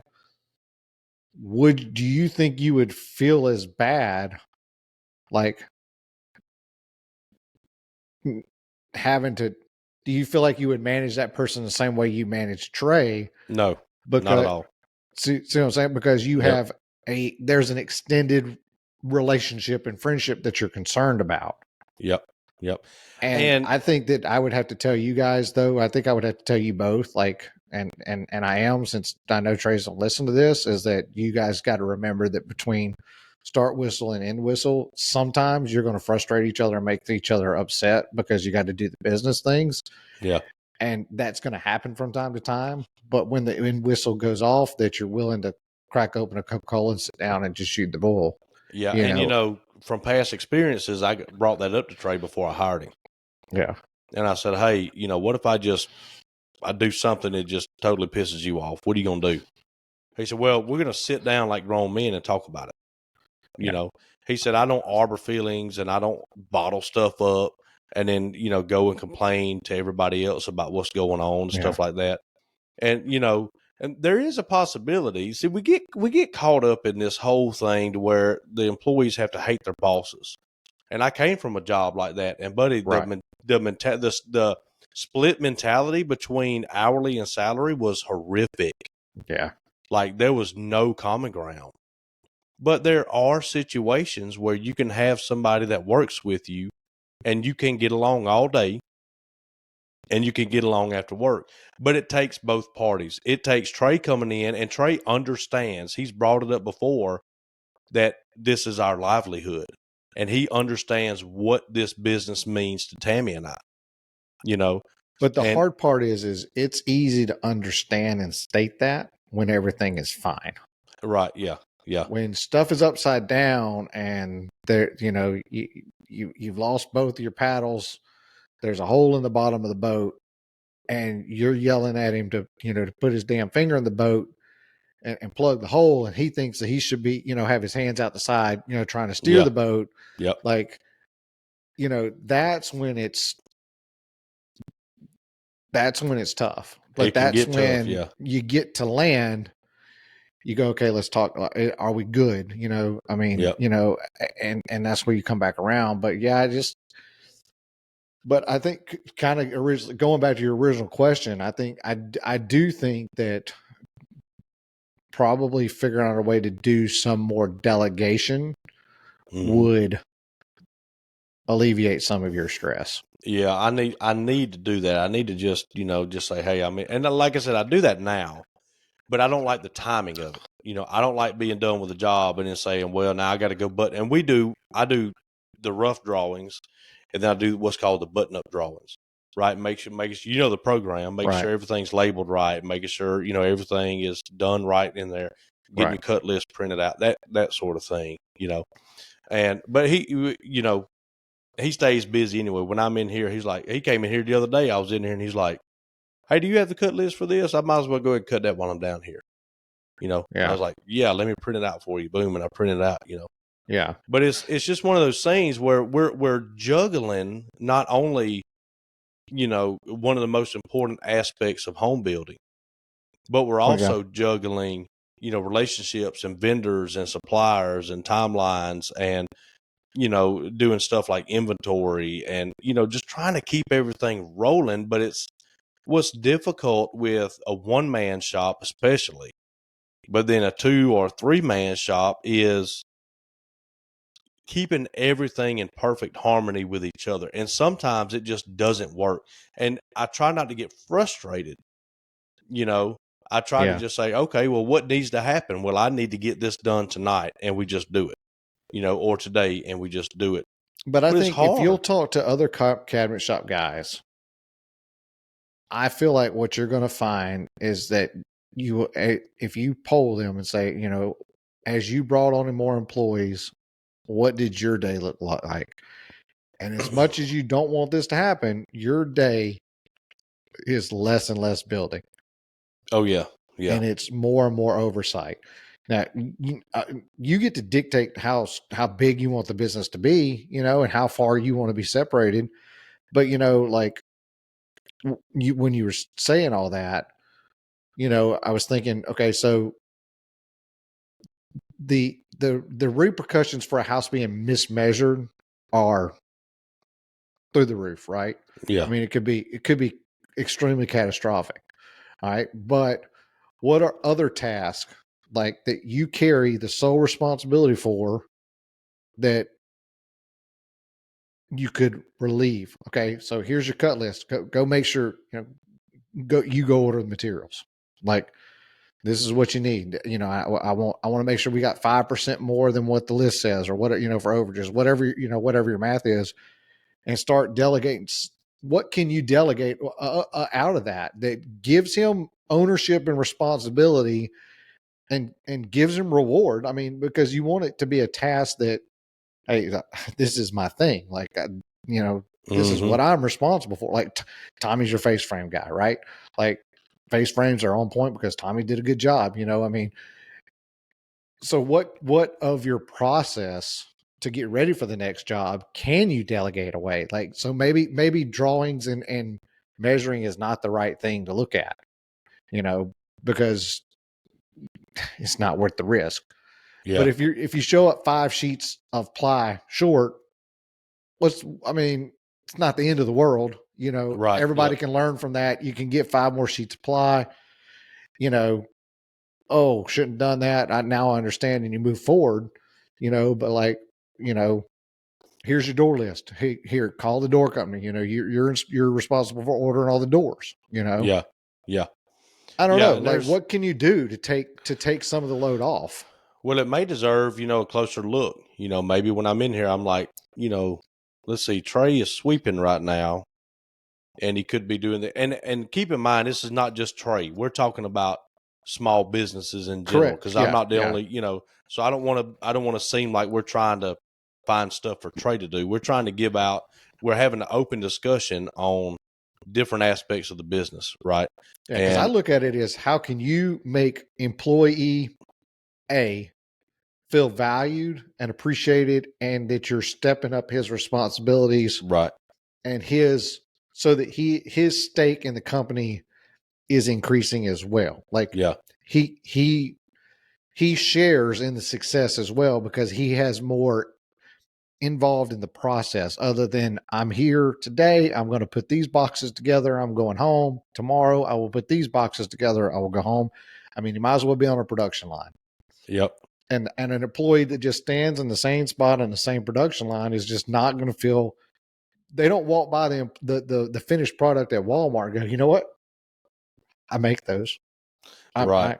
Yep. Because I did that the first couple of years at the car plant, and then now it's like, who cares? Right. You built that car, big deal. Big freaking deal. Right. And the reason people get like that is just like you nailed it perfectly, dude. That's just my job. Right. I just go in and I do this, and that's all I'm worth to this company. But I feel like, and hearing you feel like this too. Your employees are part of your company, and they need to be able to breathe. Yeah. And they need to be able to come up with things and to say, hey, what about this or what about that? And feel like they have a voice in what's going on. And it's just like we talked earlier about building a builder. You come out better in the end. I mean, hiring a builder, you come out better in the end. Well, dealing with the people that help you out in the shop like that, you're going to come out better in the end. Yeah. And I just think that's it's overlooked. It's like children, right? Everybody's, children want direction. They want structure. They want guidance. Well, we as adults, we want value and appreciation. Like, yep. Those are the things. And unfortunately for us as Americans, which used to be extremely strong, I guess compared to other countries, it still is strong, but we overemphasize the value of our job, and what a job is in our life. Whereas you go to some countries, they work to live. I mean, and that's just how they do, so that they can go do everything else. Yeah. We in America, we don't, we live to work. We really do. And that's just part of the culture. But if you don't take an employee and make them feel like that there are steps, and especially a position like what are you going to do? Promote Trey? He's already employee of the month every month. Yeah, exactly. What do you do? What do you do in those situations you can't make him lead assembler or, so really the only thing that you can do is give him more responsibilities so that makes him feel more valued. Now, eventually at a point in time, you're going to have to pay him more for those added responsibilities. You can't just keep piling crap on this plate. Dude, I'm making $8 an hour, man, and I'm running this company. Responsibilities on your people now. Don't get me wrong. Eventually at some point, that there does have to be some increased compensation, but the knowing that that's what you're responsible for, it makes you feel like it's harder for you to be replaced. Right. Yep. And that makes you work harder for that other person. Yep. So, but yeah, I do think that you like I said, you've got a little bit more of a unique situation in your employee-employer relationship. But again, it's everybody has to recognize what their role is. Yeah. You can't go to work and want to chill out all day and not do anything and expect the boss to be your buddy. Right. So it's just, it's not complicated. It's just a lot of moving parts. And here it's working out really good here. I don't have any complaints. I got a really good friend, with the police department, and he took over patrol, and it was not very long after taking over patrol, he had to write up a very not good, suspended him actually, one of his buddies. And I was like, how do you take it? He said, he's not talking to me. I said, well, give him a few days. He does have the right to be mad. He just lost a few days of pay, he just lost some pay, and he does have the right to be mad. I was like, but if he's a friend, after a few days, because it was severe, I was like, he will see that is a professional punishment and not a personal thing, and the friendship will last. Otherwise, if he doesn't, then you're not capable to be friends in these two capacities. Because it's that simple. At some point, real got to recognize real. Yeah. you know, and I live by that motto, man. Real recognizes real, you know, but anyway, I like that discussion. I like talking about those complex, it's tough. types of things. I mean, it is tough. I mean, I actually had a opportunity here recently or last week. This place for rent came open that I actually knew the people who were renting it. And I was like, hey, I'd like to talk to you about that place. I was like, because it's got a bathroom. And that is like to move forward. And I mean, my next step is I can't hire anybody, as we talked about, until I got a place for them to use the bathroom. Like, let's just be honest with what we're talking about. And I was like, and it was like, I mean, right here, like 2 minutes from here. Yeah. Ooh, and it had a little office space, like it had like a legit separate office space from the warehouse. I was like, it'd be cool. Like I could actually take Moose to work with me during the day. He could hang out in the office. Like he wouldn't get dirty.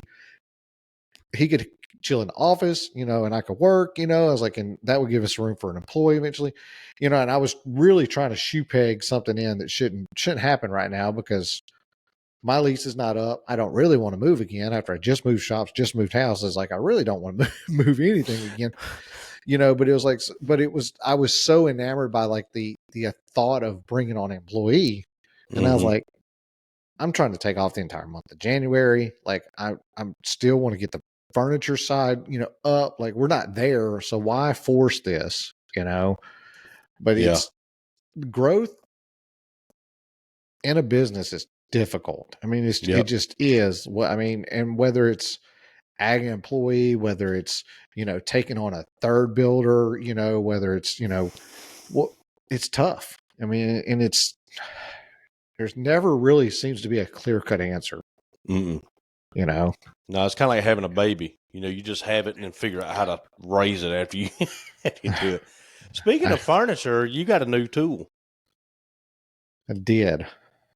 How do you like it? Haven't used it. That's fair enough. So I bought a planer from a guy. Kind of don't know what I was thinking. So he had a planer and a dust collector. Didn't need another dust collector by any means. Refused to separate them, but he wanted $1,600 or $1,500 for the dust collector and the planer.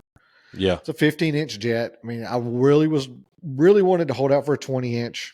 I have not been able to find a 20-inch. It's an older jet, but they do make a helical head for it. So I was like, all right, I'm good. Can put a helical head on it, but I haven't had a chance.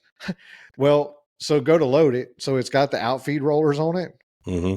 We go to load it, and I go to pick up my side to lift it up, and I got it by the rollers, and the bolts snap right off of it, send me flying. And he goes, and he just kind of looks, and he's like, I was like, it's good, man. Like everything's like it's still intact. Just the bolts just ripped right out of the threads, though. Yeah, probably not designed to be picked up that way. Probably not. Yeah. I mean, I really wasn't trying to pick it up. I was really just trying to get it like some leverage on it. But anyway, went flying. Of course, of course I'm going to fall. But got it to the shop. But I really want to go through the maintenance on it and I got the book, so I want to kind of go through everything. Like he says, it has like there's a couple things you're supposed to do after 30 hours of use, and he's like, I've never done it. He's like, it doesn't have that many hours on it. He's like, and it seemed like a really honest dude. Like insisted on running a piece of walnut through it until it was flat. And you'll notice, even though it is, just a 15-inch, which ain't nothing to laugh at. Yeah. The way those stationary planers are made, they're so much better, man. Like they feed better.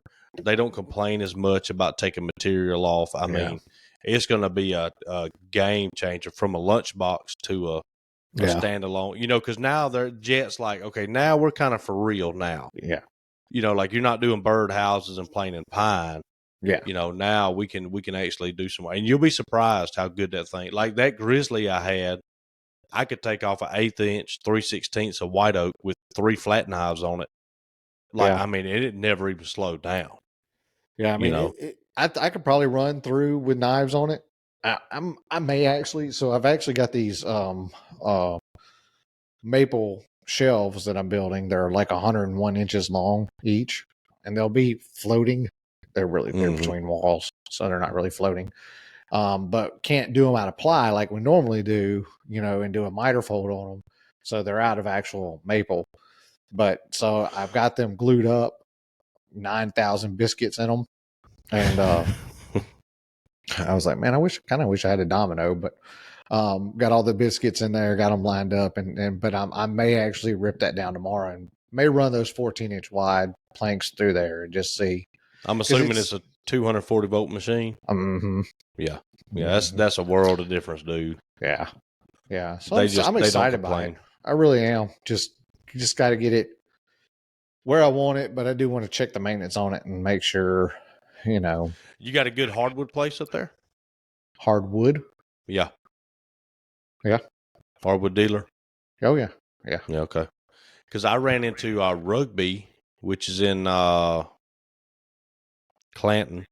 I know it's a long drive for you, but dude, they were like, buddy, they had it. Oh, really? I mean, they had it from 4/4 up to 12/4, pretty much every domestic species you can find. Oh, wow. I mean, they had it. And so it's neat to kind of have a place like that where if I run into, where I need something crazy, yeah, you got a supplier for it. Because, I mean, you're never going to find it. It's not like, hey, everyone, come in here and buy your lumber. Right. Like they don't, it's one of them places you kind of need an account, and then they don't really advertise. Like it's funny how those places survive. You're like, you don't tell anybody that you do this, but yet they've got that like core group of customers that just keeps them chugging along. That's how the millwork place is that I just went to. There, I'm like, I don't understand why anybody would come deal with y'all. But who can find you? Like you're way back here in the dark. There's a place in Montgomery I went into one day looking for some walnut, and they were like $20 a board foot or something, and I was like, how? And they're like, well, you got to understand, our clientele are not weekend woodworkers, and this was 10 years ago. Yeah. And I said, well, I am in the wrong spot, buddy. Have a good day. Right. I'm leaving. Well, this millwork place, they're so understaffed. Like you go around the corner to pick up your order and there's a sign that says, due to staffing shortages, they won't even put like shrink wrap around your, so I've got 15 sticks of this 3/4 inch scribe. It's a 1/4 inch tall, 3/4 inches wide scribe. I mean, it's 16 feet long. I got like 15 pieces of it. And flopping all around. You don't have somebody who can take the 5 seconds to wrap this up for a customer, and put some shrink wrap around it. It's crazy, dude. It's crazy. Yeah, service is terrible. But that's the way it goes. An interesting topic came up. No, we're on you. We're still on you. What have you got going on? What have you got coming up? Not much. I mean, I'm just getting ready for after Thanksgiving. So I had an install yesterday. Went pretty smooth. Well, I say it went smooth. I show up. I'm going to have to send you this picture. So I show up and to do the install. And I'm going to send you these two pictures right here. Here they come. And I've been there before. And I knew it was tight, but I was like, I can get in there. And so I asked her, I said, so I'm just going to pull in here and, work. She says, yeah, you can't pull in there. So did you get them? Oh, they just came through. All right. So if you see that first picture, which I'll post a picture on Instagram when this goes live. So there, it looks like a house, and then you see what looks like a garage behind the house because you can see a garage door, right? Yep. So that is not a garage. That is house A in front and house B in the back. Oh, nice. So if you look at the second picture, you will notice that there are two garage doors like back to back, right? Mm-hmm. That is a shared driveway between those two houses. Oh, no. What I would say, these houses are so close together. If you back out of garage A and you back up, and once you clear your garage door, you're touching garage B's door with your car. I don't understand why anybody would live in this type of situation. Yeah. But I guess they've had issues with it already, but with the construction that they were doing on their house and maybe blocking off. So she's like, we can't block the driveway at all. I'm like, How big a piece is we talking about having a tote up there? Well, that's where we got lucky. So it's 2 upper cabinets, 2 lower drawer boxes to make a bench. So not much. Thank God. Because from that picture is where I'm parked in the street. So I had to carry everything from the street to the house. Oh, now, man. She did clear out the garage for me because it was threatening rain.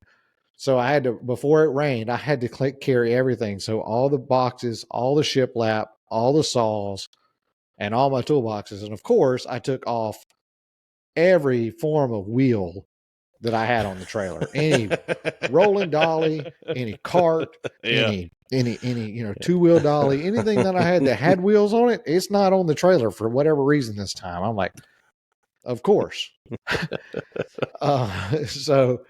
So anyway, go get it all put in. That's the one that had the dog bowls in one of the drawers. Oh yeah, I remember seeing that. Yep. So got that in, and then working on, so the house that I just did the closets for, this is a pantry. And they're like, yeah, we're leaving Tuesday for Thanksgiving. I was like, it's not going to be ready Tuesday. So getting it ready because we're leaving Tuesday for Thanksgiving. So we'll actually go down to the beach. So we'll actually be in Greenville Tuesday night and then go down to the beach Wednesday morning, do Thanksgiving, come back Sunday.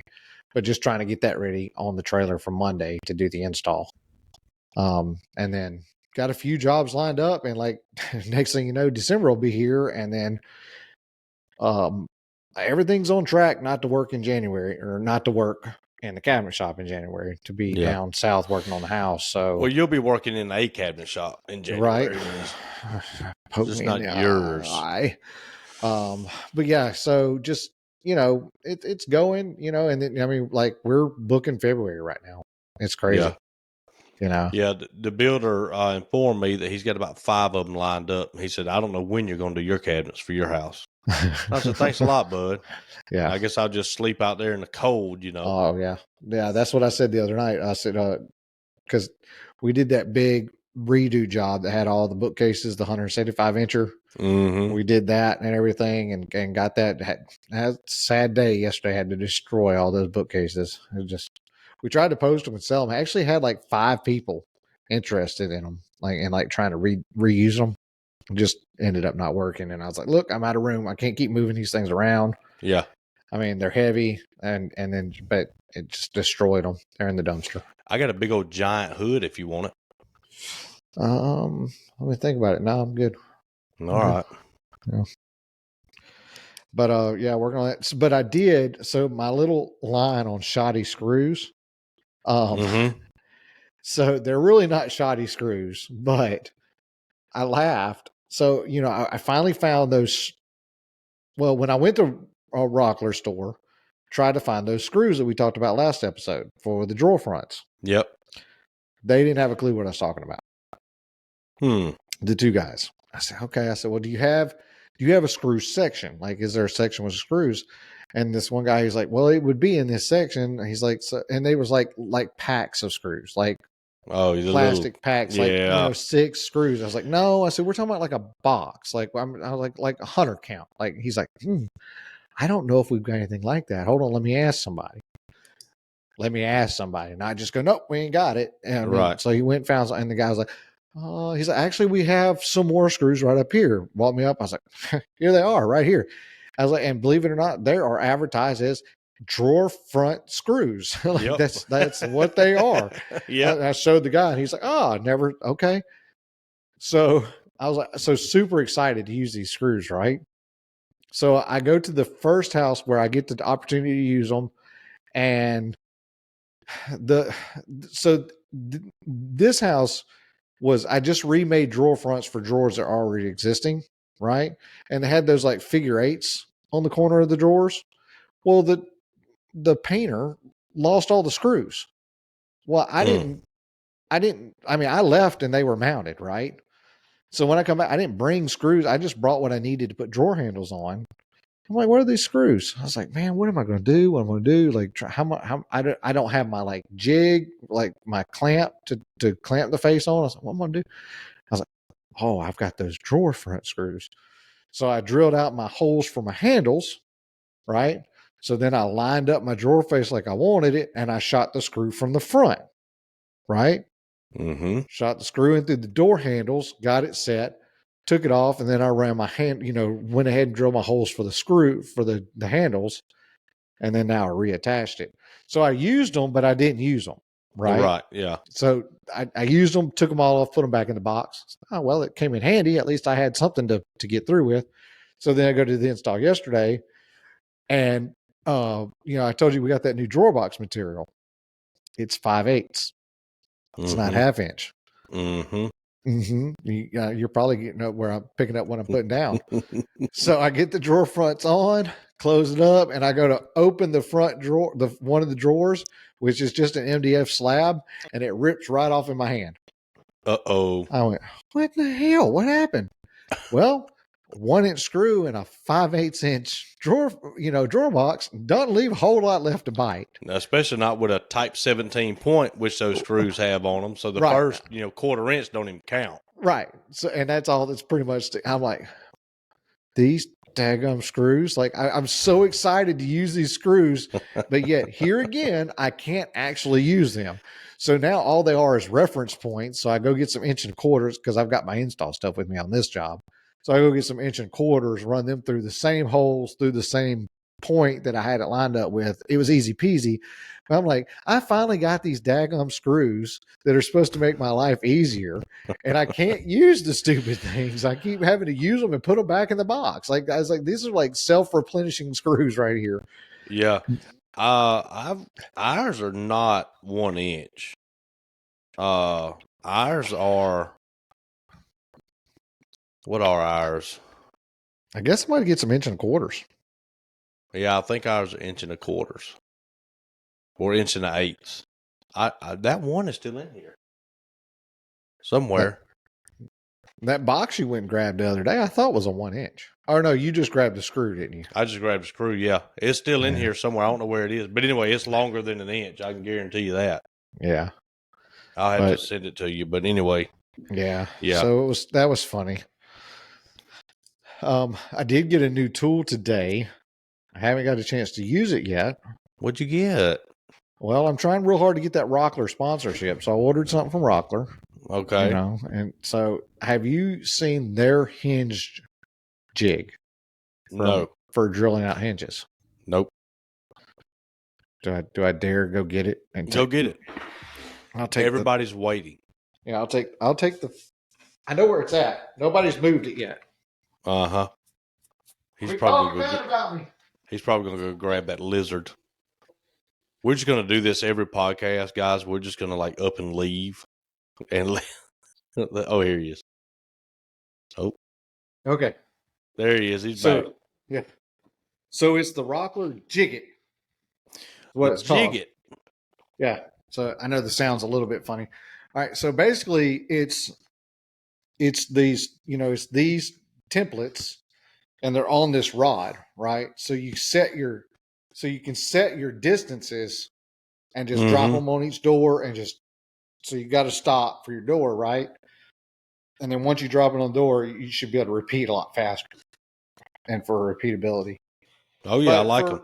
It wasn't super expensive. It wasn't super cheap, but it was on sale. I can't remember what the deal was. Some deal where like I could get $25 off of an order, and it just barely qualified. And I was like, I'll get $25 off. Let's see if it's a little faster, than the Craig, which I know people in the cabinet page will poo-poo all over it, but I have drilled a many drill of hinge holes with that Craig bit. Yeah. And you got to look, I mean, works. A cabinet shop that drills 200 doors a day is not going to use it. No. But a cabinet shop that drills, a lot less than that, it'll be fine. I mean, it works. My install yesterday was 4 doors. Yeah. I mean, yes, I would love to have a hinge machine, right? But I think like the other day, or yesterday, I was drilling pocket holes. And of course, yes, I would love to have a Maxima and do better. But then I looked at, well, what do I need that I don't have at all? Mm-hmm. And I think that's kind of where like to put the focus is like, what do I have that what do I need that I don't have at all? And then start working on upgrading some things, Yeah. Yeah. But I'm excited about that. And I got some new blades came in from Taylor Tools today. They got a triple pack on sale. It's three. I should prepare for this thing a little bit better. I'll fill in by saying I went to Taylor Tools and got 5 6-inch rulers, the little small, flexible stainless steel rulers, and I love them. They were like $2.99 a piece. And I put one in Trey's pouch, one in my pouch, and you know what they did? They ground out the name brand of it. That is because it was on like the scratch and dent or whatever. Blemished. Yeah, and they just ground out the name brand. So I mean, yeah, I don't know what happens when that happens and why that happens to call it a blemish. Like I don't know. But they're accurate. I tested them against my stuff here, and they were dead on. So I'm happy with it. $2.99 a piece, sitting it. So the blades were. This may not be a good deal. I don't know. So it's a set of 3. It's the CMT Extreme Orange Chrome 10-inch thin curved blades. There's a general purpose, an ultra finish, crosscut, and a rip. So there's a 24 tooth, a 40 tooth, and an 80 tooth in the set. It was $106. You did good. I mean, three blades at $106. Especially those ultimate, the chrome ones or whatever, they're a little bit higher. Yeah. Like the regular CMT orange run about 42 for me. That would have been 126. They said regular price is 189 for right. For those. That sounds about right. Yep. Because they run a little bit higher than the oranges. So let me know how they do. Off. Yeah. Yeah. I really wish I'd have had one of the 24 tooth today when I was ripping all that maple. Oh yeah. Dude, it'll run through it like crazy, man. Yeah. But got to get some dust. I got a dust collection issue. I got to get fixed on the big saw. I just need to. It's kind of like been temporary set up ever since I moved. Yeah. And I just got to get it running. That's the only thing about that Grizzly I don't like is the dust collection in the cabinet. Not that great. Yeah. Well, don't think spending $7,000 on the saw stop is going to get you anywhere extra. Oh, I know it's not, because I walked into Derek's shop not too long ago and the side of the saw stop was just hanging open with stuff coming all out of it. And I can't remember what they were cutting. And he's like, we just have to let it just come out the floor. Yeah. If you had a dust collector that pulled hard enough, you could get away with it. And that's what it is people have a main dust collector attached to 3 different things. Yeah. There's just not quite enough. Like the design is there, but you need an extreme amount of pull. Well, that's what's kind of frustrating with the Grizzly though, is I have a dust collector dedicated to the table saw. That's all that's on it. Yep. And it's a Delta 220 dust collector. Like it's not we ain't trying to run a shop vac on it or anything. Yeah. And it steadily clogs up. Just will not clear the cabinet out. Yeah. Check your lines, see if you have any kink points, anything. I know I had one that I eventually had to figure out. Well, I've got some seal issues, which I don't think this is all of it, but I know I've got some seal issues on the dust collector itself because the dust collector is covered in dust. Mm-hmm. So it's coming through the machine and it's blowing it back out in places. Yeah. But again, that's not going to affect your suction. That's going to improve your suction. If you got a leak on that side. Right. Now, if you got a leak in your pipe going to it, then yeah, but. Yeah. So, yeah. It's just, well, and it's that same one that's got that pleated filter on it. And I know part of the problem is that pleated filter I know is stopped up. So, well, hi, there's another child. Put them on. Getting some food. There's no way that one's coming on camera. She's like, I'm just getting some food. I went to Dreamland and got some food the other day, and I said, let me get a quart of that beautiful Dreamland barbecue sauce. Oh, yeah. And if you guys want to know what kind of barbecue we eat down here in the South that people really like, go online, go to Dreamland and order a quart of their barbecue sauce. And I marinated some jerky in it for about a day, and it was done 7 minutes ago. I told Tammy to take it out and try it and let me know what she thought. So when I get home, I'm going to try a few pieces of that. I really hope it's good because I put like 3/4 of an eye round in it. So I really hope it's got good. a little invested in it. I got a little invested. Of course, eye round's cheap, but I mean, like I made a little bit of teriyaki. But by the way, the jerky thing, dude, you got to get on that train, man. So what's the magic day? You say it's better after it sits. So what's the magic just the next time? day? Just the next day, like a 24-hour rest, overnight in the fridge. Oh, really? It just everything just kind of settles, and it's just like cooking a steak. Yeah. Let it rest. And but man, I hadn't made a bad batch yet. Now Chris is that super hot I made for him. Yeah. He was literally holding his bottom lip into a cup of Sprite because one of the habaneros got on his lip. You got him, huh? And I said, "You wanted it hot, bro?" He goes, "Man, it's hot." And he messaged me today. He said, "Man, this stuff gets hotter every day. Every day is like hotter it's and marinating." Hotter. Yep. So I was like, "Well, the salt lady I told you about at the soap place or at the market. I got some Carolina Reaper salt." Okay. So I'm just going to do that on the jerky. I think maybe just that and put it in, see how it does, Have you tried any with the liquid smoke? Yep. With the in the marinade? Did that give it a smoky? Well, the first one I didn't put enough in. Okay. And it was in with a bunch of other stuff. So this one I did teriyaki and liquid smoke. So it should be a smoky teriyaki. We're going to try it and see. Hopefully it's good. You got to be careful with liquid smoke because you can overdo it. It's concentrate. Yeah. Yep. You can overdo it. So I'm excited to get home and try that. All right. Well. And go to bed because I'm tired. Well, let's do both of those things separately. All right. Yes, separately. I'm going to go to my bed. You go to your bed. What I was telling you in January, I think we're going to do the radio alarm saw thing here in January. Okay. When you're here, I think we can get it done in a day or two. Yeah. You don't have to. Let's do it on a have weekend. To come for 2 days, but I'm just saying. Oh yeah. I'm saving that for you. I'm gonna hopefully I'm gonna have everything built so we can just kind of swap it all over and go like that. So let's do it. And there's a train. That's a truck. All right. Well, I'm headed to the house, big dog. I enjoyed it, man, as usual. Always. Well, and shout out Ben for tools. We'll take next week off because we'll have some Turkey Day. Yep. So I hope everybody has a great Thanksgiving. Be safe traveling.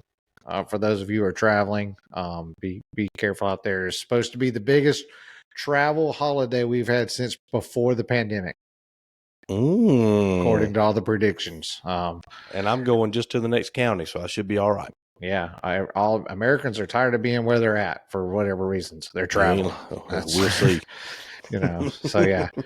But yeah, I hope everybody has a great Thanksgiving. For all of you who have your trees up before Thanksgiving, you should be ashamed. I didn't have anything to do with this. This is not me. Okay. I just want that clear. Yeah, I'm disappointed. I will say life is a little bit different with a kid in college and trying to do like the traditional things. That is why it's up, is because she's home for this weekend for Thanksgiving and they want to put all the ornaments on it because when she comes home next time, it will essentially be Christmas. So it is a little different when they start going away. Otherwise, I would be absolutely anti this before I've had any turkey. One holiday at a time.